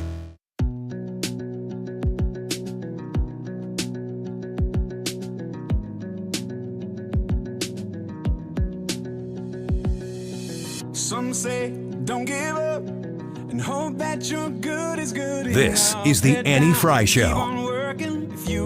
Interact with Annie on Facebook. The Annie Fry Show. After all, it's the least that you can do, but don't buy what they're selling. It couldn't be further from the truth. What if I were the one to tell you that the fight's already been won? This is interesting, Kennedy, because I hearkened back just days ago. Watch me hearken. January 6th, the Democrats applauding themselves. Oh, I'm sorry, Jantine? Yeah, for peaceful transfer of power to Hitler. Yeah. Gutfeld, way to deliver the line. It is ironic how comfortable they were watching. I mean, people People did praise Kamala Harris for the way she handled it. And I'm one of them. You go back and listen that day. I was like, she did a good job. That would have been really hard to watch. And you know that everybody knows that because all the headlines that day were Kamala Harris presides over her own defeat. It wasn't Donald Trump certified as president-elect. It was mostly about Kamala Harris because it's not you. You don't usually have to be the one who makes the trophy presentation when you're the loser, when you're the second place person. But for the Democrats, it's been more than that because they chose to make it more than that. They call him Hitler. They say that it's the end of democracy. Again, anybody who is telling you that the only way to preserve democracy is to only ever vote for them, you should ask questions about that. Gutfeld makes a great point there. The YouTube live chat poll for today is the size and scope of the LA fires a result of government mismanagement? Yes, no, or you're not sure. Zachary Levi, he is the prince from Tangled. That's how I know him most. I think he's also Shazam. Mm-hmm. Is that right? Yeah, Shazam. What was Shaq? Wasn't he a Shazam? Kazam. Is it different? I think so. I think his character was more of a genie. People confuse Zachary Levi and Shaq all the time. Yeah. I was a big fan. I liked the movie Tangled, and I really liked his character in that. Flynn Rider. It's a very interesting development over the course of the election to watch him come out and be somebody who really ended up saying, like, some of the things that I saw him saying when he was on stage was introducing Tulsi Gabbard and RFK Jr., and he basically said, Donald Trump supports these people, so therefore he is my choice. It wasn't like MAGA, MAGA, MAGA, MAGA, but since then he kind of has become that way. I've seen the same thing with the likes of Jillian Michaels, a trainer from The Biggest Loser. You probably know who she is. I'm a huge fan of hers. I love her delivery. I think I have a Jillian Michaels in my head telling me to, like, that's kind of the way my brain processes things. This is a crazy thing to say. These people who are not pro-Trump people, they were pro-RFK Jr. people, pro-Tulsi people, whatever, have now come around that they don't have to give you that, like, stepping stone of, I like RFK Jr., therefore I will vote for Trump. Now it's like the Democrats have failed, and Donald Trump is the catalyst to success once again. And I really feel like we're going to see more, maybe not, like, more people getting into the stepping stone portion of supporting the party of power in our federal government. Here's Zachary Levi talking about California. On the head, this is just incredible mismanagement, incredibly poor leadership. I would go so far as to say that it's criminally negligent because, I mean, Gavin Newsom has been either the governor for 5 years or lieutenant governor prior to that for 8-9 years. Some of the worst fires we've ever had in California under that watch. He clearly knows that the biggest problem that we suffer in California are these fires, and by the way, the mudslides that follow. And for them to do essentially not just nothing, but worse than nothing when firefighter budgets are being cut, when they are specifically intentionally not doing the work that could be done to avoid these problems or to be able to effectively serve them when they are happening. We are losing, I mean, I think it's something like millions of acres of feet of water runoff from rain and snow every year in California. As you pointed out, I think the smelt have something to do with that. That's an acre foot of water, by the way, is about 330,000 gallons of water. And there's millions of those that are just rolling off into the ocean when they could be captured in cisterns. We'd have an ecosystem of hoses and safety measures that can keep all of these homes and people in these homes safe. And for some reason, they choose to do none of that. Flynn Rider there is saying that Gavin Newsom should be criminally negligent. Zachary Levi, the actor, of course, talking about how the people who have managed these areas and these systems are responsible for this, and it's costing people, of course, their property and their livelihoods, but it has cost lives. And Zachary Levi is one of those people who is out there saying, no, there has to be somebody held accountable for it. So I'm watching this and I'm observing this and I'm taking in different people's opinions, and I'm seeing on X people who are like, I don't know why my X account has started serving me a lot of people who are activists on the left. I don't know why that is. I did not follow them. There is a lot of great frustration that exists from people as they stare upon these fires. They're very angry at, you bet, you got it, Donald Trump for trying to politicize this moment by saying Gavin Newsom should do better. The fires are raging in the state of California that is run by Gavin Newsom. Donald Trump is in zero position of official power at this point. Maybe you could say as president-elect, he stepped into it. Donald Trump has no responsibility in the instance of what is taking place in California, and it's all on Gavin Newsom as the buck stopper in the state. And it's post after post after post of, I don't know why I'm getting these in my feed, but it's like, okay, I guess I know these people are out there. And they are enraged at Donald Trump for trying to politicize this and point fingers at Gavin Newsom and make this political. It's a really ironic moment because you're realizing that in that moment, while these people are in their homes watching the fire rage towards them, the problem that they see is Donald Trump. That's a sickness. Anderson Cooper asked Gavin What Newsom. is the situation with the water? Obviously, in Palisades, ran out last night in the hydrants. I was talking to the firefighter on this block. They left because there was no water in the hydrant here. The local folks are trying to figure that out. I mean, just when you have a system that's not dissimilar to what we've seen in other extraordinarily large-scale fires, whether it be pipe, electricity, or whether it just be the complete overwhelm of the system. I mean, those hydrants are typical for 2 or 3 fires, maybe 1 fire. You have something at this scale, but again, that's going to be determined by the local. That's going to be determined by the local people. Is that going to be a satisfactory answer? Because what he's saying there is that he doesn't have an answer, and that if you want the answer, go somewhere else to find it. I think if I were in his position right now, I would, assuming it was genuine, I would be answering Anderson Cooper with the rage that I felt in that moment on behalf of the people that I represent and serve. Not some sort of casual, well, you'll have to talk to the local leadership about that. That to me seems to be a little bit out of touch. And Gavin Newsom, he has not ever, it seems as though he intentionally doesn't, but he does not represent his position as governor of that state as if he is one of the people who he represents. Like, he is a citizen, taxpaying citizen, I would assume, of California. He doesn't present himself. When he's speaking with Anderson Cooper, he always speaks as somebody who is standing in front of the people, talking to them, as opposed to standing in front of his people, facing the challenge, facing what's in front of him, and leading his people, walking with his people to a place where they can find success. And in this instance, safety and security. I wouldn't feel comfortable right now in Gavin Newsom's California more than ever. We'll see what happens as they continue to push back against these raging fires.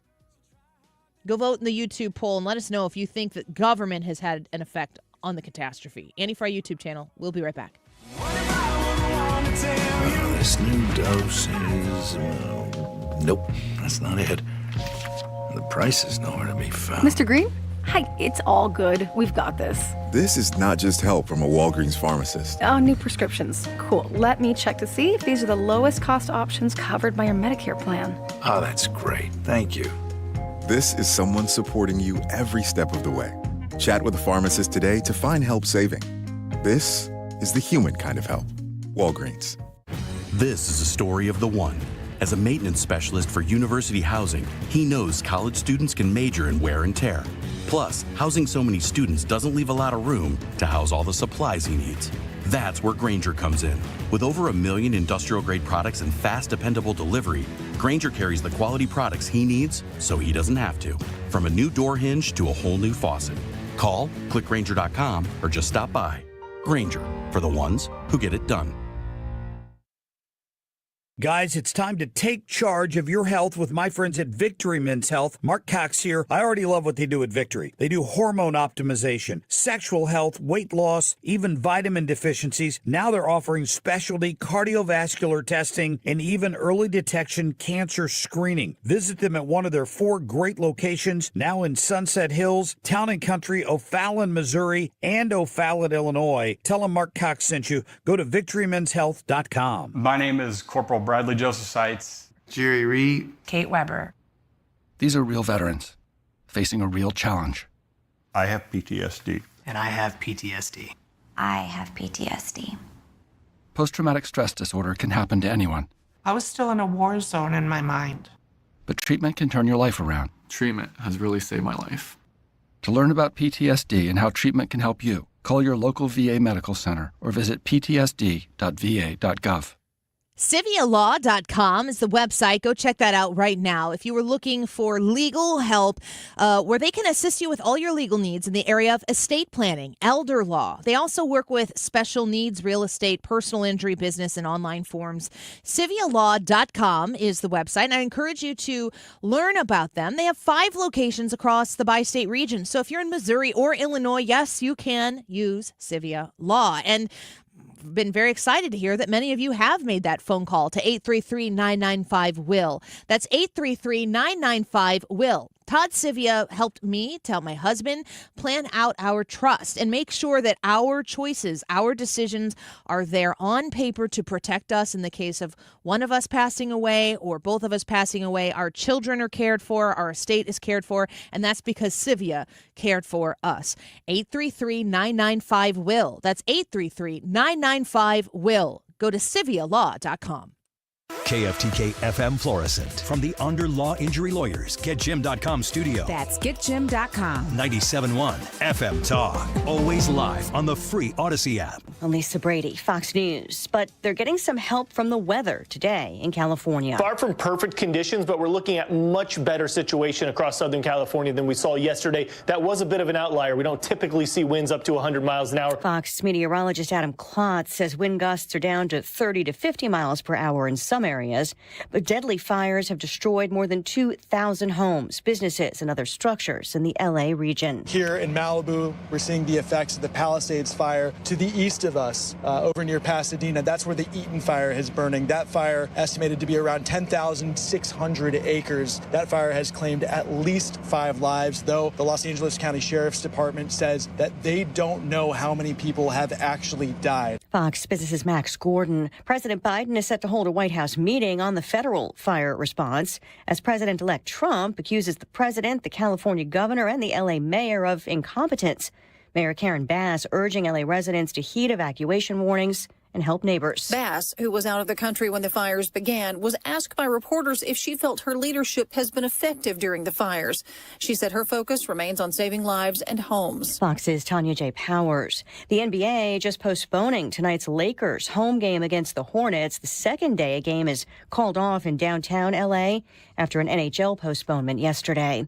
A federal judge is rejecting a federal effort to protect transgender students from discrimination. A federal district court judge in Kentucky is striking down the Biden administration's expansion of Title IX rules to include gender identity. Title IX is a 1970s-era law prohibiting sex discrimination in education, but Judge Danny Reeves says the expansion was fatally tainted. Fox's Jared Halpern. More than 24 Republican-led states were challenging the rule. America is listening to Fox News. If you're living with dry age-related macular degeneration or dry AMD, you may be at risk for developing geographic atrophy or GA.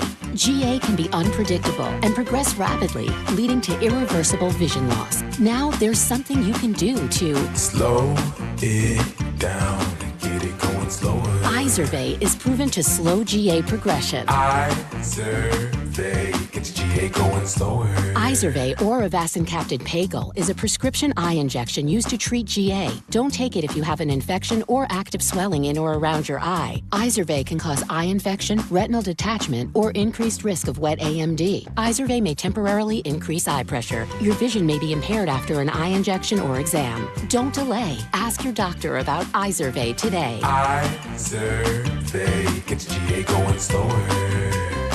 Visit Izervay.com. That's IZERVAY.com. Air Comfort Service, heating, cooling, and insulation, weather. More and more clouds take over going through our Thursday afternoon. It's cold, 32. A little storm system passing pretty far to our south tonight. Clouds, a little light snow after midnight, 25. Friday, light snow in the morning. Otherwise, a cloudy day and 32. A dusting to 1 inch of snow across the St. Louis area. Clouds Friday night, 18. Weekend is quiet, sunny, and in the 30s. This is 97.1 FM Talk. Chief Meteorologist Dave Murray. Hey, it's Mark Reardon from my friends at Zero Res, and how about the biggest sale ever in celebration of the new year? Leave all of the 2024 dirt behind with the new year. Out the door 24. Let's start the year fresh in 2025. And here's the deal. 24% off all cleaning services for the month of January when you mention my name or 97.1 FM Talk. If you didn't get it done last year, this is a great opportunity to take advantage of an awesome offer for 2025. Anything in your home, the carpets, the tiles, the rugs, the upholstery, every surface can be Zero Resified. So this is the time in January to call the cleaning pros at Zero Res. Don't forget the air ducts, too. That's really important, helps alleviate allergies or asthma, and you want to enjoy less dust, lower energy bills, and your home's going to stay cleaner longer. Take advantage. 24% off all cleaning services for the month of January when you mention 97.1 FM Talk or my name. 474-2020 or online, ZeroResSTL.com. Don't miss this offer. You spell it backward or forward, it spells the same. Zero Res. A 2024 survey by Navitus Health Solutions reported that 48% of Americans have been unable to fill a needed prescription at least once due to the cost. RX Outreach, an online nonprofit mail-order pharmacy based in St. Louis, is committed to providing safe and affordable medications for everyone. They offer over 950 medicines for chronic illnesses and conditions and ship to all 50 states, regardless of insurance, without membership fees or copays. Contact RX Outreach at 314-222-0472 or visit rxoutreach.org. Eggland's Best, the only eggs with more fresh and delicious taste, plus superior nutrition. Available in so many delicious varieties. Classic, cage-free, organic, free-range, and pasture-raised. Eggland's Best. Better taste, better nutrition, better eggs. We know you've got an interesting take on things. You can tell us by clicking the microphone button next to Listen Live when you're on the Odyssey app. Record a short message for us to hear when you tune into 97.1 on the Odyssey app. That is exactly what I needed to hear. Thank God someone here knows what they're talking about. That's us. That's right. Gotta love this American ride. All right, you need to take the time and get the full picture.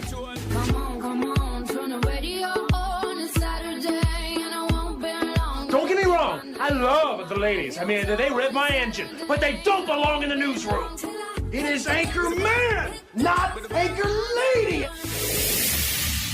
What do you want from me?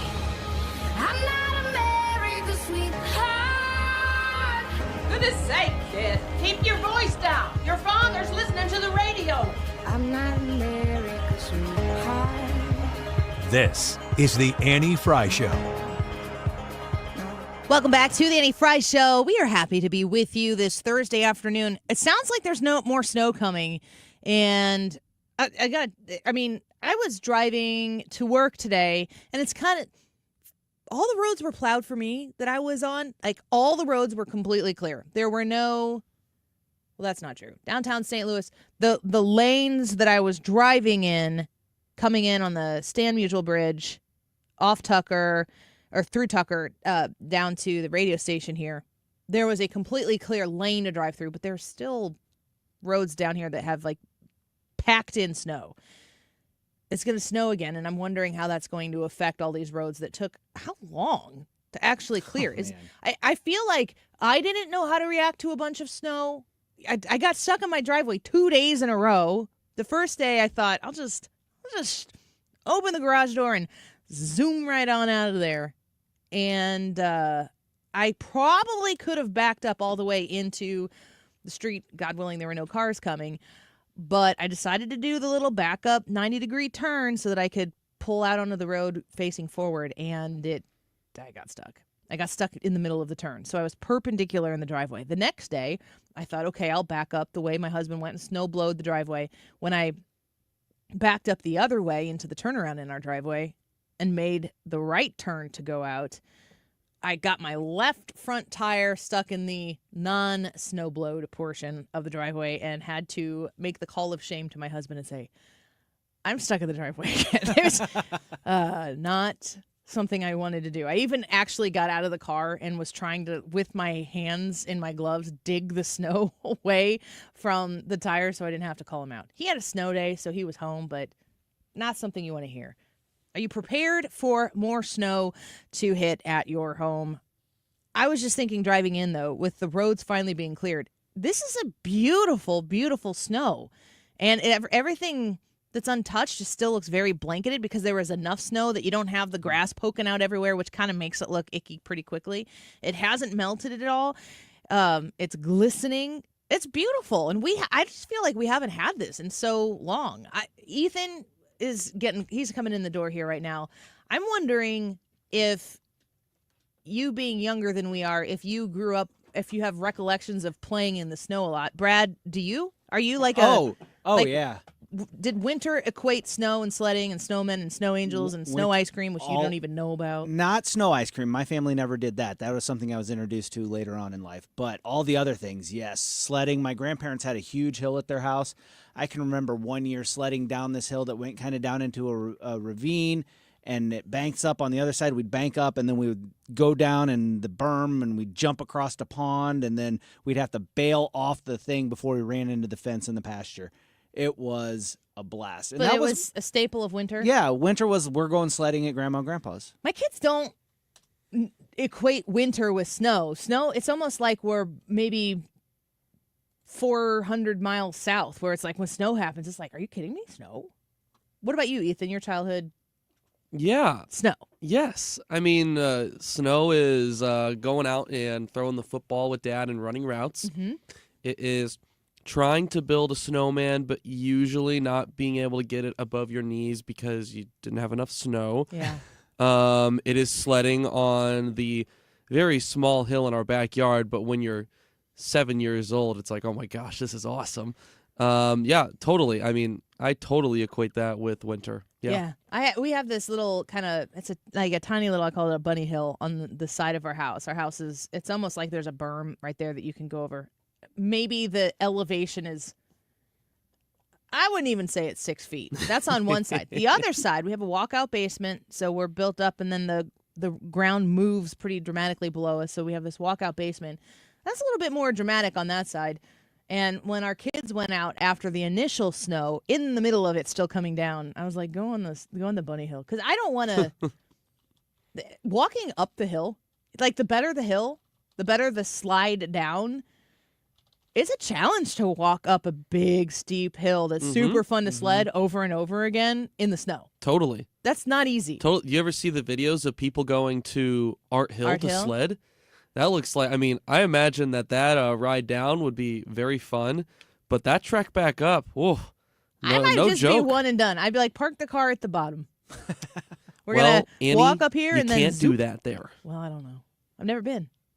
To Art Hill or sledding at Art Hill? Sledding at Art Hill. Okay. It's like, well, I mean, maybe. I've been it's in Forest Park, right? Is it by the Art Museum? Mm-hmm. Is that where it's Art Hill? I think I've been to the Art Museum maybe once, but I don't know. I couldn't get there. I'd have to put it in my GPS. I wouldn't know how to find it. The Art Museum, I mean, if you're into that, it's awesome because it's free and it is beautiful. Yeah. But it kind of bores me personally being the sports guy. But Art Hill itself is absolutely beautiful to go walk around and all the fountains and everything. A fun thing to do if you're looking for something to do in the summer is go to the boathouse and rent the paddle boats, and then you can take them and you can go all the way to the waters at the bottom of Art Hill. And that's actually, I don't know how many people know that you can actually take them that far.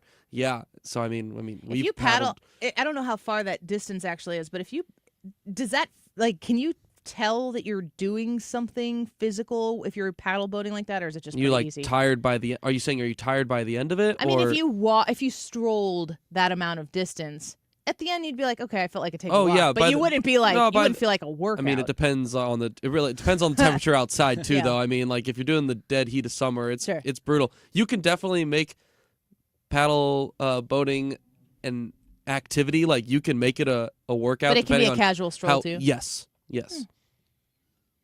Can you Fun thing to do. Can you race them? Oh yeah. That's all I'm Yeah, thinking. you can race. Oh, you anything. can. Yeah, you can race them. Is You there got two of those bad boys. Go time. Is there a speed limit? Is there an enforcement Speed of limit? a speed limit? I don't know. St. Louis, if there is, St. Louis doesn't enforce any other I laws, was so just why gonna would say they that's enforce probably where it's like super strict. No, like you're not that I going know 9 of. miles an hour out there, and I think if you Why look at don't you this sign slow right down? here, it's 5 miles an hour. Oh, what's this? Your registration isn't up to date on your paddle boat? It's one of those things, those St. Louis things. This is something that this might be a YouTube poll for tomorrow. I have to write this down. STO. I know all the St. Louis things. I know my toasted ravioli. I know my gooey butter cake. I know my Ted Drews. I know my Forest Park. I know my St. Louis Arch.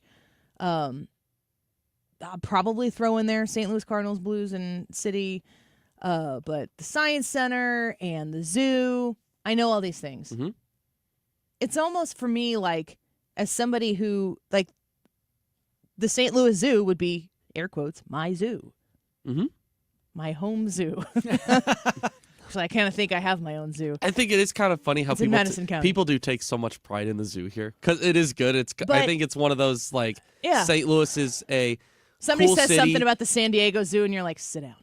Yes. Have a seat. Yeah, it's like, hey, 1-2 right here. All right, 1-2 punch. Yeah. All right. But I don't do these things. I'm an Illinoisan, so that might lean into it. I have only ever gone to the city. I've never been of the city.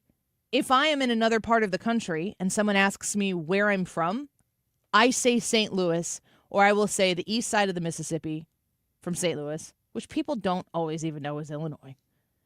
But When I it's went- interesting, like when we're talking about Art Hill and stuff, I've never done that. I've never wanted to go sledding at Art Hill. I'm not like looking for place. I would just go to the local minor park or somewhere in Edwardsville or something like that if I needed to, felt compelled to do that. But there's so many things that are like super St. Louis that I think a lot of us know about. But I don't know that are people coming from the counties to come in to do these St. Louis things as much as they have been in the past? Is that lowered? And I wonder how many of these like super hardcore St. Louis things a lot of people who call themselves St. Louisans have never done. That's a fair question. That's definitely a fair question. I can speak personally and say that like we did my parents did a decent job of bringing us over to the city and doing some of the different activities over here. The City Museum is unlike anything else. Like I mean, like I've never been. I could not believe that my now wife, when we first started dating, told me like that she had been to St. Louis multiple times, like for a long weekend trip to go specifically to the City Museum growing up because it's like there's nothing else like that in the country. I've never Which been. I thought was really cool. You got to take your kids to the City Museum. They've been. Oh, you just have never been. I've never been. No, it's pretty cool. I mean, it's an adult playground. I have no doubt about it. Like I think all of these things sound great, but I, as a St. Louisan, I come to St. Louis more than most St. Louisans come to St. Louis. 5 days a week, here sitting downtown St. Louis, risking life and limb. And there's just a lot of this stuff that I haven't done. And, maybe that makes me less of a St. Louisan. I don't know. I don't know what it means when I say, where'd you go to high school? And you tell me, I don't know what that means about you. What would you say is the most popular St. Louis thing that you haven't done? Haven't? Haven't done. Well, the honest answer, which I'm going to clarify this and say it's not technically honest, but the spirit of the question here is go up in the St. Louis Arch. I was a 6-month-old baby when I was taken up into the St. Louis Arch. Yeah, that doesn't count. So have I been there? Technically, yes. I have no recollection of it. I don't want to go up there. That's fair. I'm not getting in that thing. It's kind of overrated, if I'm being honest. You take a rickety, like, little elevator. Right, yeah, that's basically what it is. Well, and up to the top, and the thing it's about it is too tight is quarters and these tiny little windows. that's not my jam at all. Like that system of I like spaces. I like to see where we're leaving the situation. I like room to move about the area, whatever. That's where I feel more comfortable. So the thought of going up there, I would really only be doing that for the sake of being able to say that I've done it. Technically, I have. So I kind of just check that box that way. But I have no photo of it. It's not like you're looking at it. I mean, on one side, you got the city, which does look kind of cool. I mean, you got the ballpark right there. Really cool view of the ballpark. You got the courthouse. But, I mean, the other side's just East St. Louis. I mean, there's nothing exciting going on that side. How brilliant would it be for the state of Illinois to dramatically invest on the east side of the Mississippi River? So brilliant. Huge. Game changer for the area. How do we get that done? That's a great question. You also mentioned earlier that when you go to other areas of the country, that you referred to it that you live or from St. Louis. Did you hear how I said that? Yeah, I did. But what I will give you a heads up is that when I went to Hawaii not very long ago, and I told people that I lived in St. Louis, there are Hawaiian natives there that will like it. It is so secluded. Like some of them haven't been to like the 48 states or like haven't been to the main United States. Will say like, "Oh, is that that's in the U.S.?" Like or like They have no that's idea. is that Missouri? Like I have no idea. I don't blame them. In some cases, I mean, what a shame. I'd rather them. I mean, why would somebody there know about St. Louis? What headline is going to happen that's going to make them know about St. Louis? I mean, more so, I guess in my mind, it's more so just knowing, like, no, I mean, well, maybe that's part of it, but also just like knowing major cities. And I mean, you could argue, is St. Louis a major city? No, it's like, a mid-level it's city. It's like 25th market now. Yeah, but like, getting smaller you and still, smaller. yes, it is, but like, you still know it. Like, it's still one of the standalone cities that in media you don't need. People to would know say the arch. Right. You don't need to follow St. Louis with Missouri when you state it in media, in journalism. Like, there's only, 15 cities in the country that you do that with, if that. So, I mean, it's still, it's still big enough to, know. So that kind of, I don't know, that kind of did surprise me. Chris says, hey, St. Louis made it into National Lampoons. Okay. East St. Louis did. What part of? Which one? Vacation. He gets off in East St. Louis, and I think they either slash his tires or steal his wheels while he's down there. Hey, Lambert Airport is in an episode of Seinfeld. Going through Seinfeld, watching Seinfeld the first time, I was like major pride. Yes. Lambert Airport, St. Louis, Missouri. Yes. Not they used Lambert No, Airport. he was performing in St. Louis, and they got stuck in the airport. I think but it was for sure flying into or out of St. Louis. Was it part of his stand-up at the beginning or end? It was one of the opening shots, right, where it's okay, location set, and he was in. It was the Lambert Airport. That one movie about George Clooney was in it, and I think his job was to mass fire people, and it was all about was it called Up in the Air? I think a lot of it or a portion of it was shot in Lambert Airport. Really? You ever go to other airports and you're like, what are we doing? Oh my gosh. Oh my gosh. What is this place? You go to another airport and it's this is just speaks to the city that you're in. You get out and you're like, holy cow, this is really cool. I mean, go to Vegas.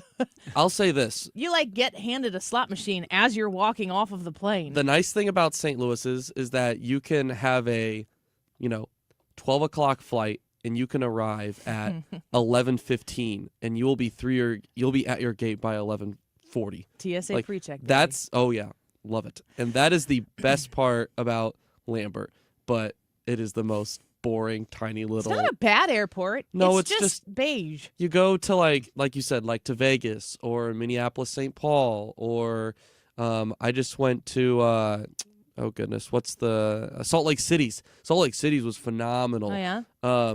And it's holy moly, these are really fancy airports, and then you got ours, just And It's you're just an greeted by airport. That's what it is. Tashara Jones over the intercom, like, "Welcome to St. Louis." It's like, Yeah. ugh. In Orlando, Gross. which I frequent, they have their mayor is always like, "Welcome to," and everything he says, I'm like, "That's so exciting." Disney World. It's like all the First things that he's Soul. saying about Orlando is so fun. Weather and- Welcome to my city, what I'm very proud of. Yeah. I don't know. It's just the thing that frustrates me the most is that St. Louis is just like on the edge of just being this destination place. And, we're talking about all these other places around the country where they're under crazy Democratic control. And there's just a status quo that is accepted as this is just how things are. And I'm like, but they just don't have to be. But I guess they have to be until they're not anymore. And I don't know if we're anywhere close to that. It would not be super hard to make St. Louis a pleasant place to be. There's so much history here. There's so much culture. Now, So it many would be a lot of opportunities hard. It for would be open real estate. It would be a lot of hard work to right the wrongs that have been made. But in a sense of this is the game plan for how to get it done. It would not be very hard, I don't think. It's like a snowball effect. You just got to do the right thing. I think the biggest thing, and Annie, I think you've said this, is you've got to get downtown safe. And when you get downtown safe, businesses will start returning. Then it's a snowball effect. Let's take a quick break. When we come back, Trisha in studio with us for our first Annie, Are You Okay? We're looking forward to having her back in here. Don't go away.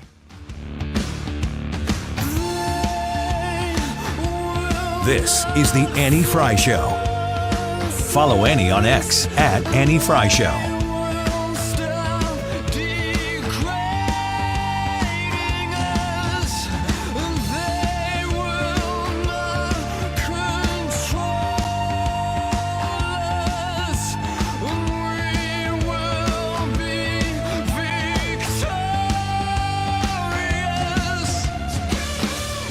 AirComfortService.com. You call them directly at 314-513-0091. That's 314-513-0091. There are changes in store for the HVAC industry in 2025 with their equipment that they have to use. There's a lot of things happening right now. You want to make sure that you take wonderful care of the current HVAC system that you have. If you need to replace it, you know the people to call to make sure that you are well taken care of. Air Comfort Service has been in my home. We've done a replacement for essentially the entire HVAC system.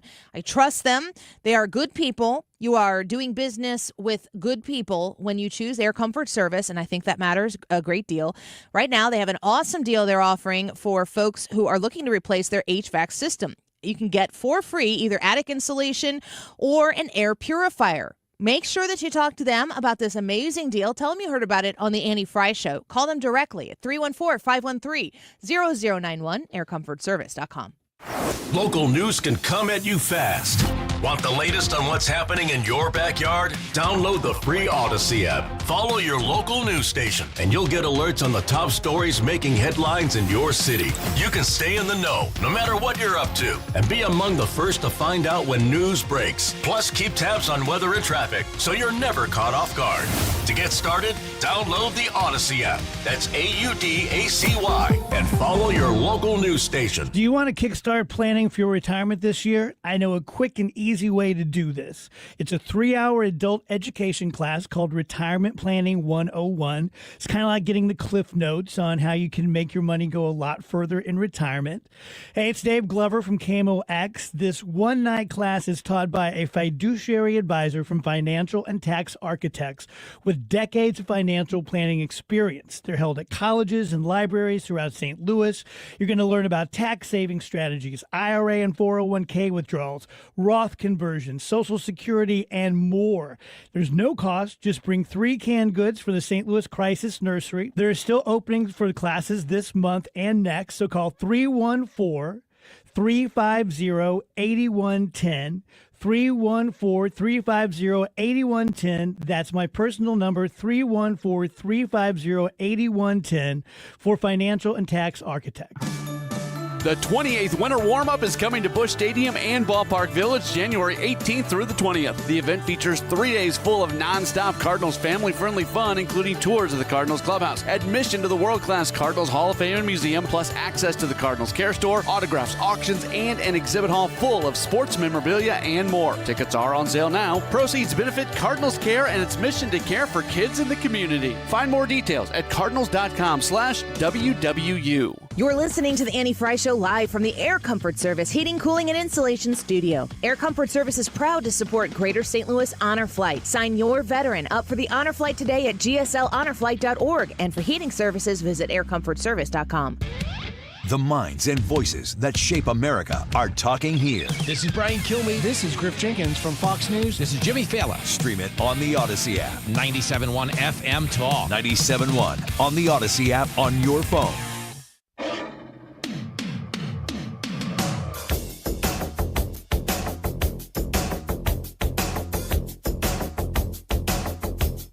You're listening to The Annie Fry Show.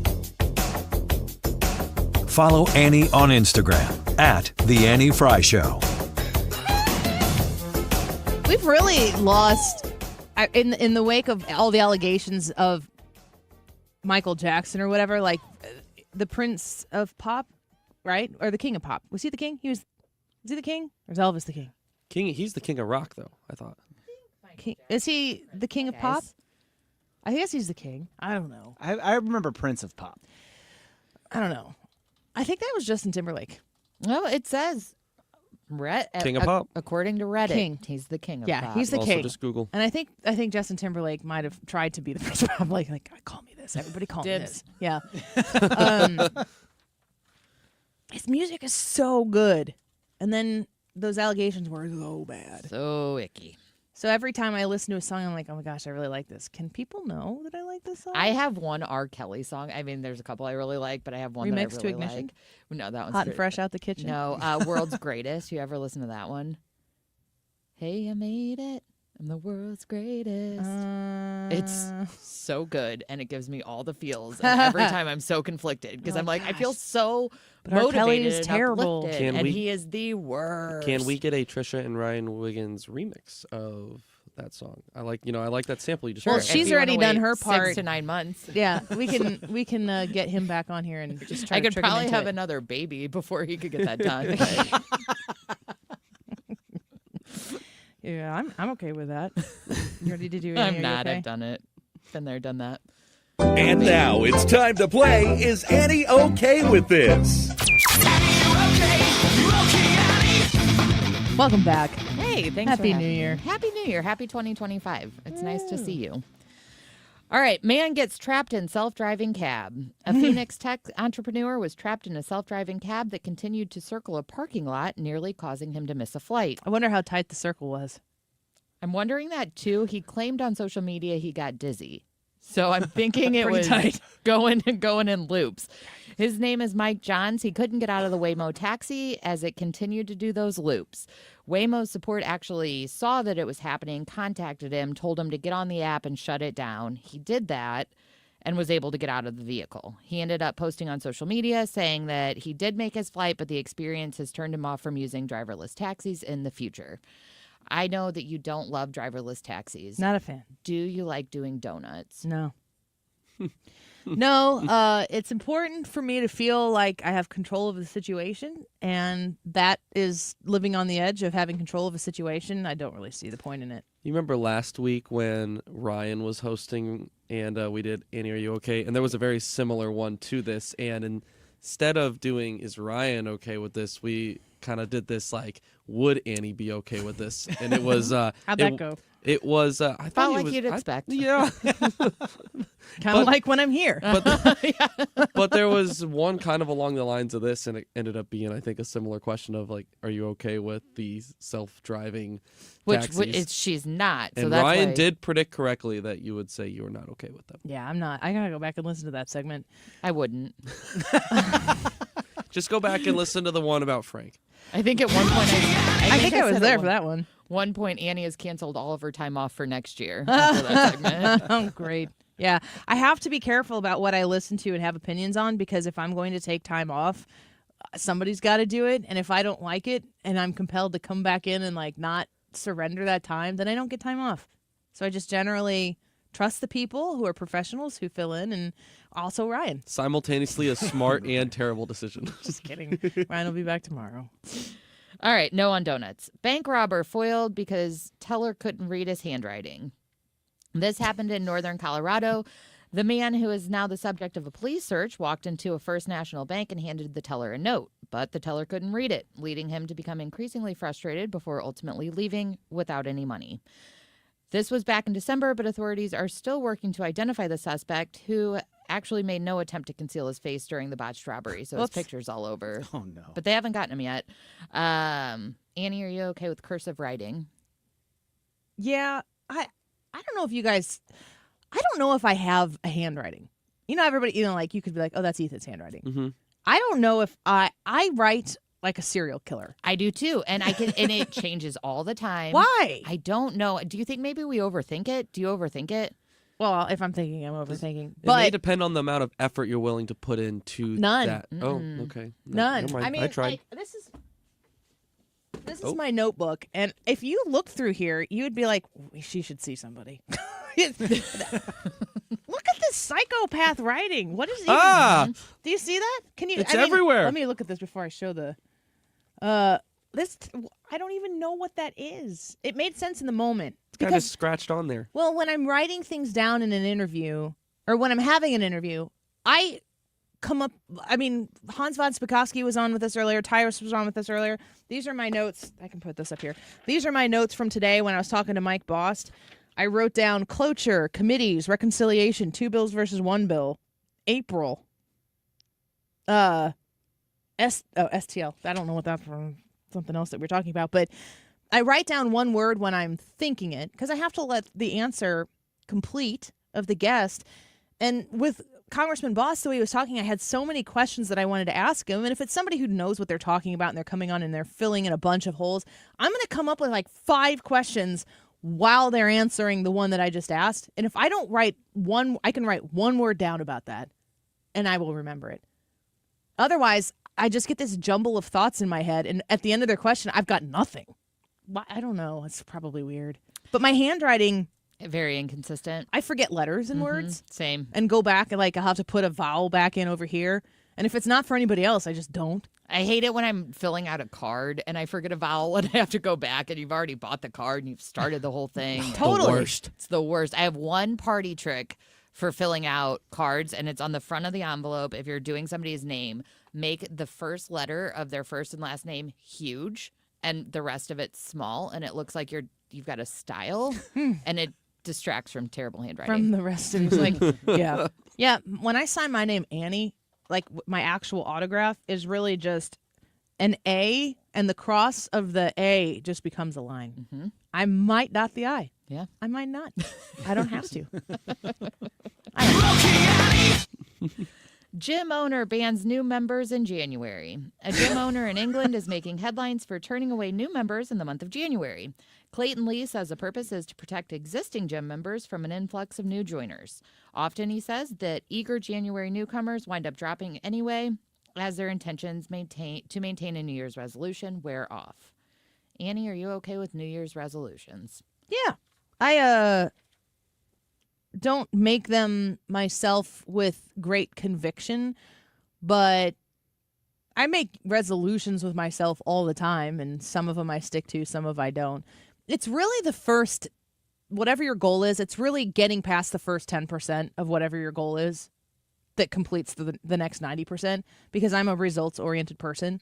So if it's trying to learn a skill, if it's trying to declutter or simplify, if it's trying to lose weight, it's like I need to see the result of this mental focus change that I have. I need to see some sort of production out of that.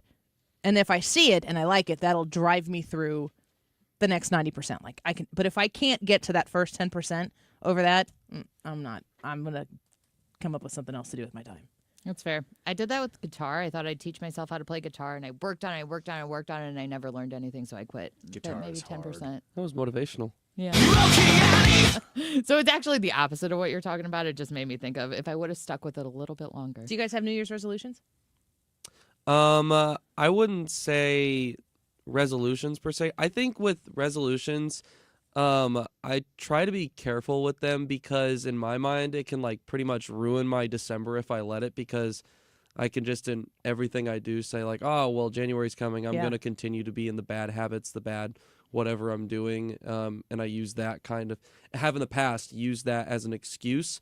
So I try to keep it evergreen and not keep it specifically to New Year's. So you but sabotage in December what you're going to put off until January? Is that what you're saying? Yeah. That's what you could do? Yeah. So I don't try to necessarily have it be a like, okay, New Year, this is what I'm going to try and set goals for or miscellaneous. I try to have them, I don't know, okay, I'm going to set this for the next like couple of months, and then like, okay, from there, the next couple of months or something like that rather.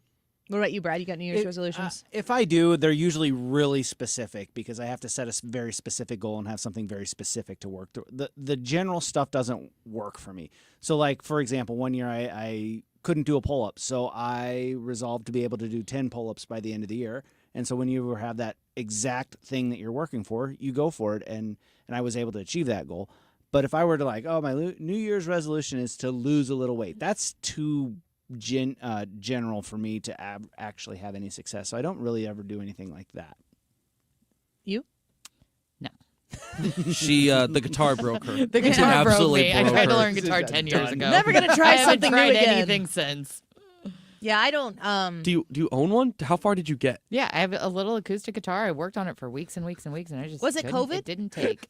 No, it was prior to COVID. It's been probably 10 years, and I might be time to pick that sucker up again. Be and then do something with it. 10%. Does your husband play guitar? He can play a little bit. Yeah. So does he have his own guitar? Mm-mm. So there is a potential for it to be used in the home. Maybe. Is it just- Probably not. What It's about in Bernie? a Can deep, he play? dark corner of maybe one day, which is why I'm Bernie's already the keeping it. most talented of the everything. So He's almost 6 months now, which is crazy. Woo. Does it sit out? Is it in storage or does it sit out? Oh no, it's in Bernie storage. or the guitar? Well, We keep them both. oh no, Bernie! We got a lot of room under the stairs. All right, Harry Potter. He's a little wizard, baby. Landlord shocked to find his rented apartment turned into a chicken coop. That would be shocking.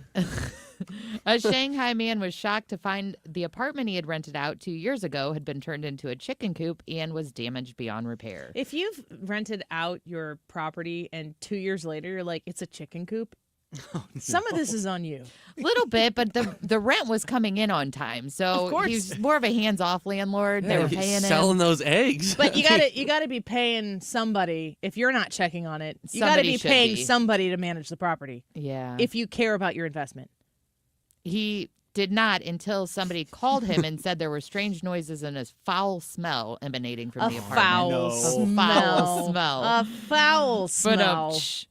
And so he showed up. It was stinky too. He found chickens roaming and flying around all over the place. they do. Damage beyond repair. He did call the police. It's unclear. Shanghai? Yes. Damage beyond repair. I'm trying to process what that would look There are a like. bunch of free roaming chickens in this chickens place are for a couple of filthy. years. Really, really just crappy. no pun intended again. I think that was intentional. No, it's like poop. I was going to say the other word, but I can't. Nice. Anyway, Annie, I know you're okay with chickens, but are you Yeah. okay with chickens in your house? No. I mean, I know people in real life who like let their hens roam around their house. They have names like Helen or something. I don't know. That's like the Wait, Friends the people thing, the or chicken the and the duck. chickens? Maybe both. I was talking about the chickens. Does Helen live in Hamel? Not yet.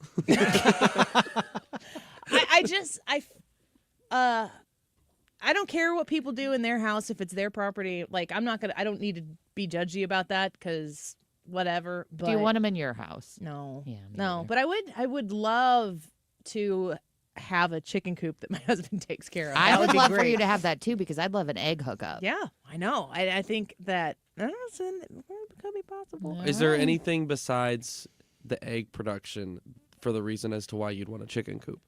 Or is it just What that are the the only other reason? options? Well, I mean, like Pets? I don't know, like, oh, look at the little chickens. I'm gonna go look at my chickens, and this No, is it's that Sandy. And completely and this totally. Is, this is Randy. What are you and doing for that's me lately? Earl, and Relationship. I don't know that I would be naming them. Well, you're not killing them, are you? Eventually. You're gonna cook them? Food.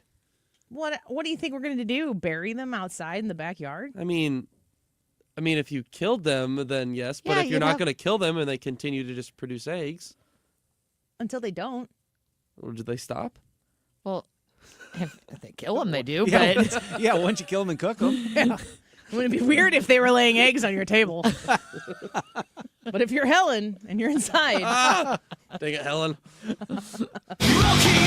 Helen, will you lay your eggs somewhere else? I'm trying to eat here. gosh dang it, Helen.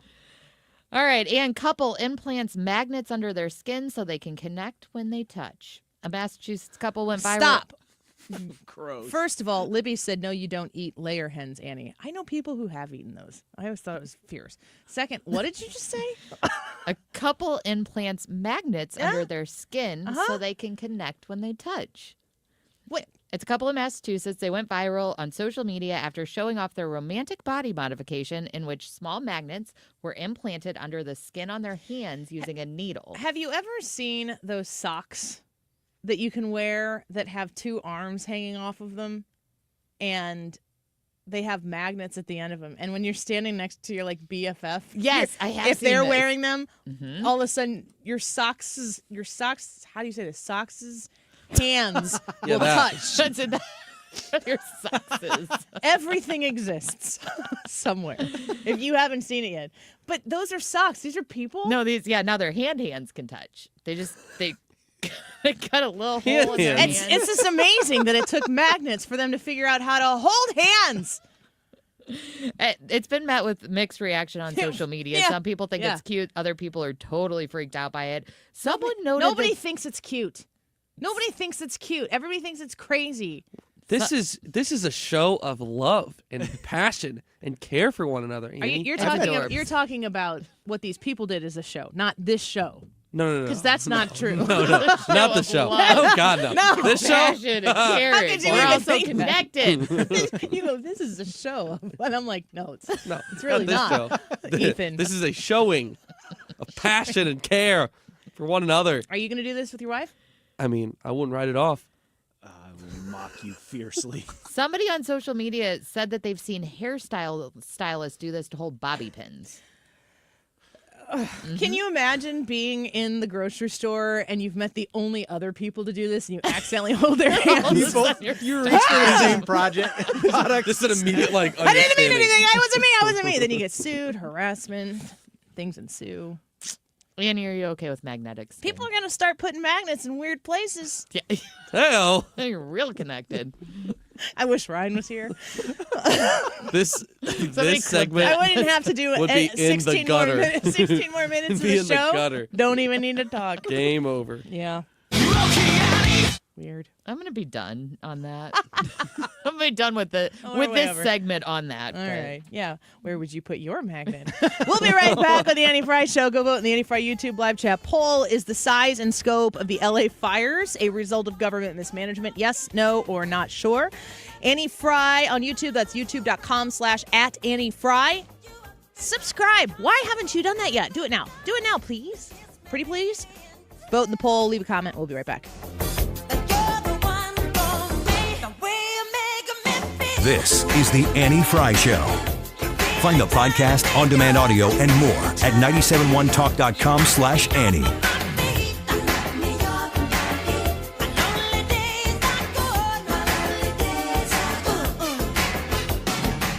Stewart's American Mortgage is a bagel loan guy, and the bagel loan is for you if you're thinking about getting a new or improving your current situation with your mortgage. The bagel loan is available when you call 314-324-4440. It's a direct line to Stewie, 314-324-4440. And when you talk to Stewie about your mortgage situation, if you're looking to purchase a new home, if you are looking to refinance the situation with your current mortgage on your home, He can help you. The bagel loan comes with $0 in closing costs. You do not have to pay any fees to close this loan. 314-324-4440. That's 314-324-4440. You can Google the bagel loan to find out more information, but quickly find out how you can remedy probably the biggest bill you're paying every month with your mortgage by connecting with Stuart Rosenblum from Stewart's American Mortgage. 314-324-4440. You can Google the bagel loan, NMLS number 226715. A lot of people, when they come in, they'll say, this is my last hope. The next step is getting them in the right arch supports. Our goal is to have that long-term change for them, to see someone that is in pain. I change things for them. See how we can help you with a free fitting at the Good Feet store. Greg Hammonds at greghammonds.com wants to remind you that if you pay for your own health insurance, open enrollment ends January 15th. If you are looking for coverage, do not go online looking for quotes. You'll get endless calls from call centers, and they will not stop. Instead, call Greg, an expert with over 40 years' experience, and he can provide sound advice for your health insurance needs. Their plans, if you qualify, let you pick your doctors, and it's 30 to 60% lower cost than Obamacare. The monthly premiums are independent of your income, so there will be no surprise tax bills. If you pay for your own health insurance, own a small business, you're uninsured, you're on COBRA, or your employer coverage is just too expensive, call Greg at 314-794-7784. That's 314-794-7784. Or go to greghammonds.com. That's greghammonds.com. They will custom design a plan managed by you, not the government. Your voice can be key to changing lives. That's why the American Cancer Society is calling on Black women from all walks of life to join Voices of Black Women, a groundbreaking research study led by the American Cancer Society and backed by more than 70 years of trusted cancer research studies and breakthroughs. The Voices of Black Women study is designed to better understand why and how cancer and other conditions impact Black women. It's a commitment to partnering with Black women to better understand their lived experiences. Learn more at voices.cancer.org. Well, Brad has pawned off the time checks to me now, so I will take them over and tell you about today's YouTube live chat poll, which is asking you, is the size and scope of the LA fires a result of government mismanagement? Yes, no, or not sure. You have just a few minutes left to get in your thoughts on this, and we're going to be talking about this here in the next couple of minutes. We're up to 279 votes on today's YouTube live chat poll. Go and vote on YouTube, on Annie's YouTube page right now. The time is, what time is it? 2:49. This time check sponsored by Jerry Kelly Heating and Air. It's time for a $98 furnace tune-up. Hey, it's Mark Reardon getting set here on a Thursday. The unspeakable devastation in California is obviously the top story. We're going to talk about the very latest, and Brian Kilmeade joins us at 3:25.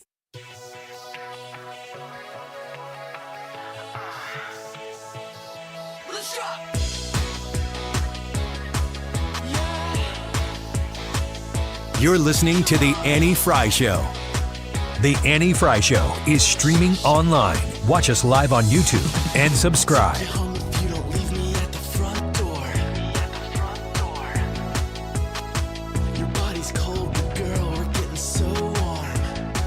Welcome back to the Annie Fry Show.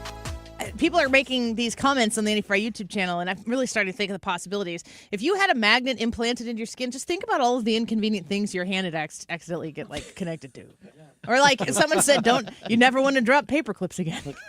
Every time I try to open the fridge, it'd be terrible. Yeah, couldn't go to a car show. I wonder how strong this. I mean, if you think about it, though, you'd have to have kind of a strong magnet that would be implanted into your skin to cause it to. Enough to connect. I mean, your skin's pretty thin. I mean, you could probably stick your hand to a fridge, but you could probably pull it away too. I'm wondering if it would hurt. The magnets, when they, how forcibly would your hands be hit? It can't feel good. Yeah. Right?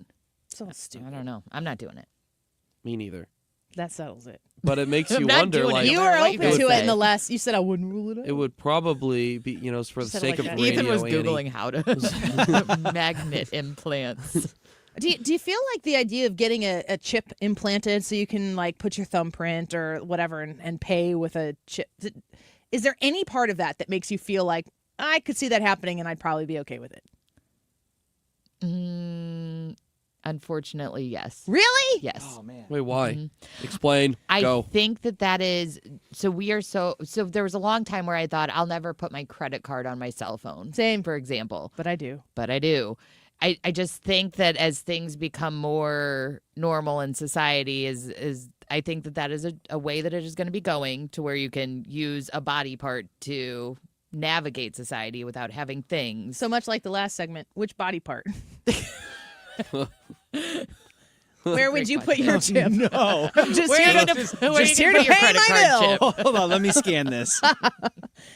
Like put my You want to get nose paid on or not? everything. Listen to me. You're in Walmart.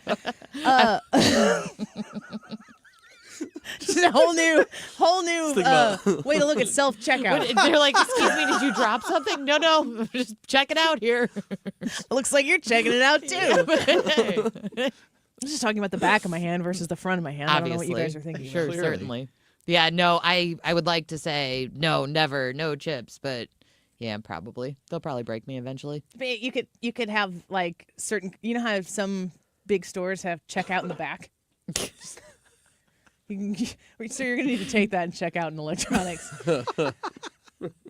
Which is really the key to smart commerce in a place like Walmart or Target.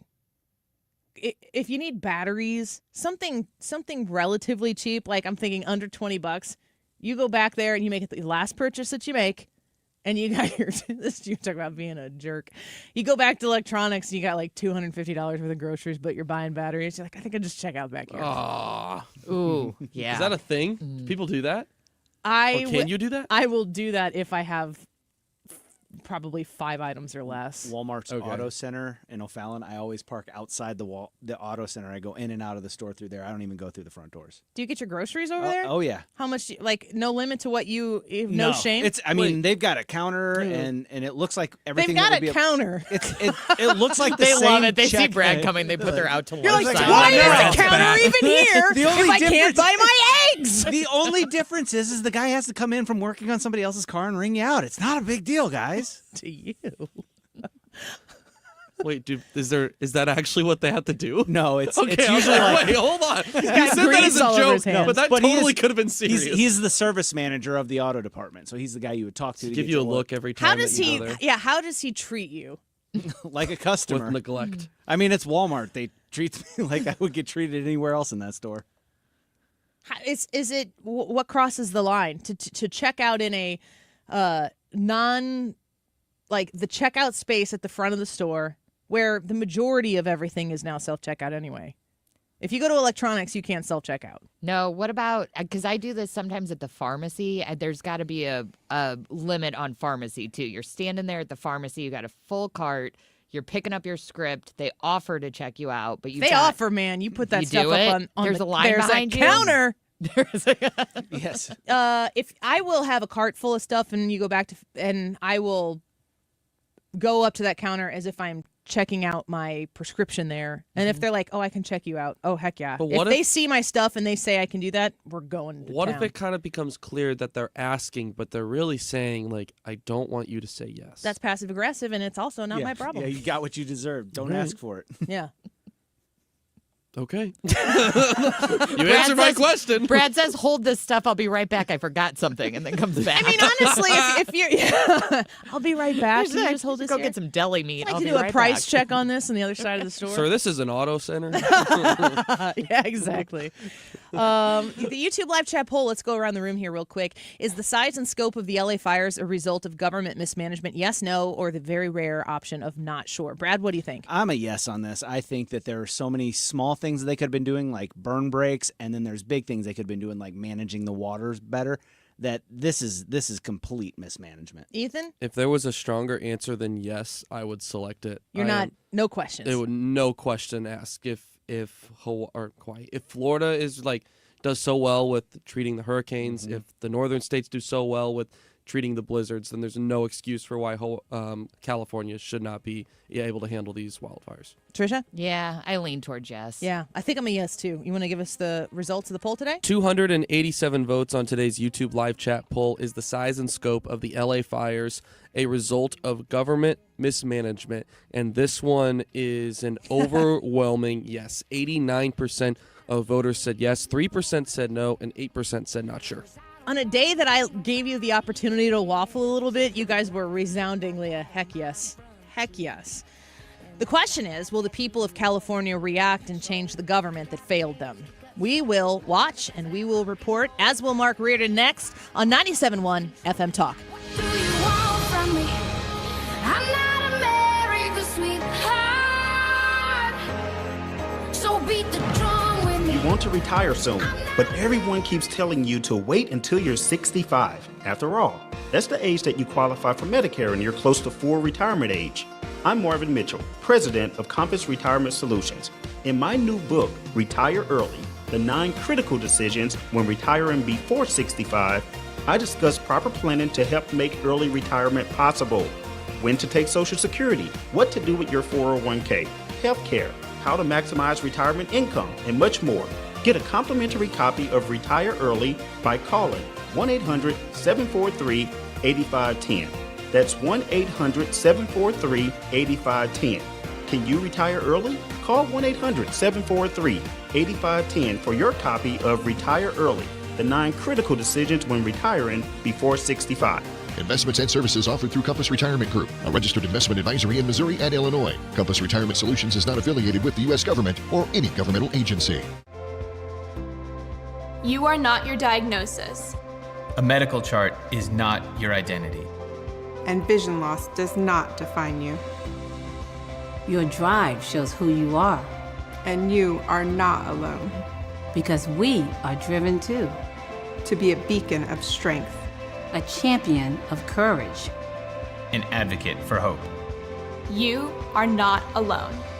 Because we are stronger together. We drive the research for the cures we are finding.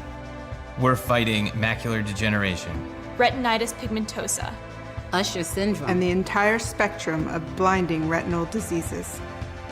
We fund. We fight. We win. We are the foundation fighting blindness. Together, we are fighting blindness. Join the fight at fightingblindness.org. The average time a resume spends on an HR manager's desk is 7 seconds, and most of them are tossed aside. Now imagine if one of those resumes belonged to Yasmin, who was living in a shelter, juggling 3 jobs.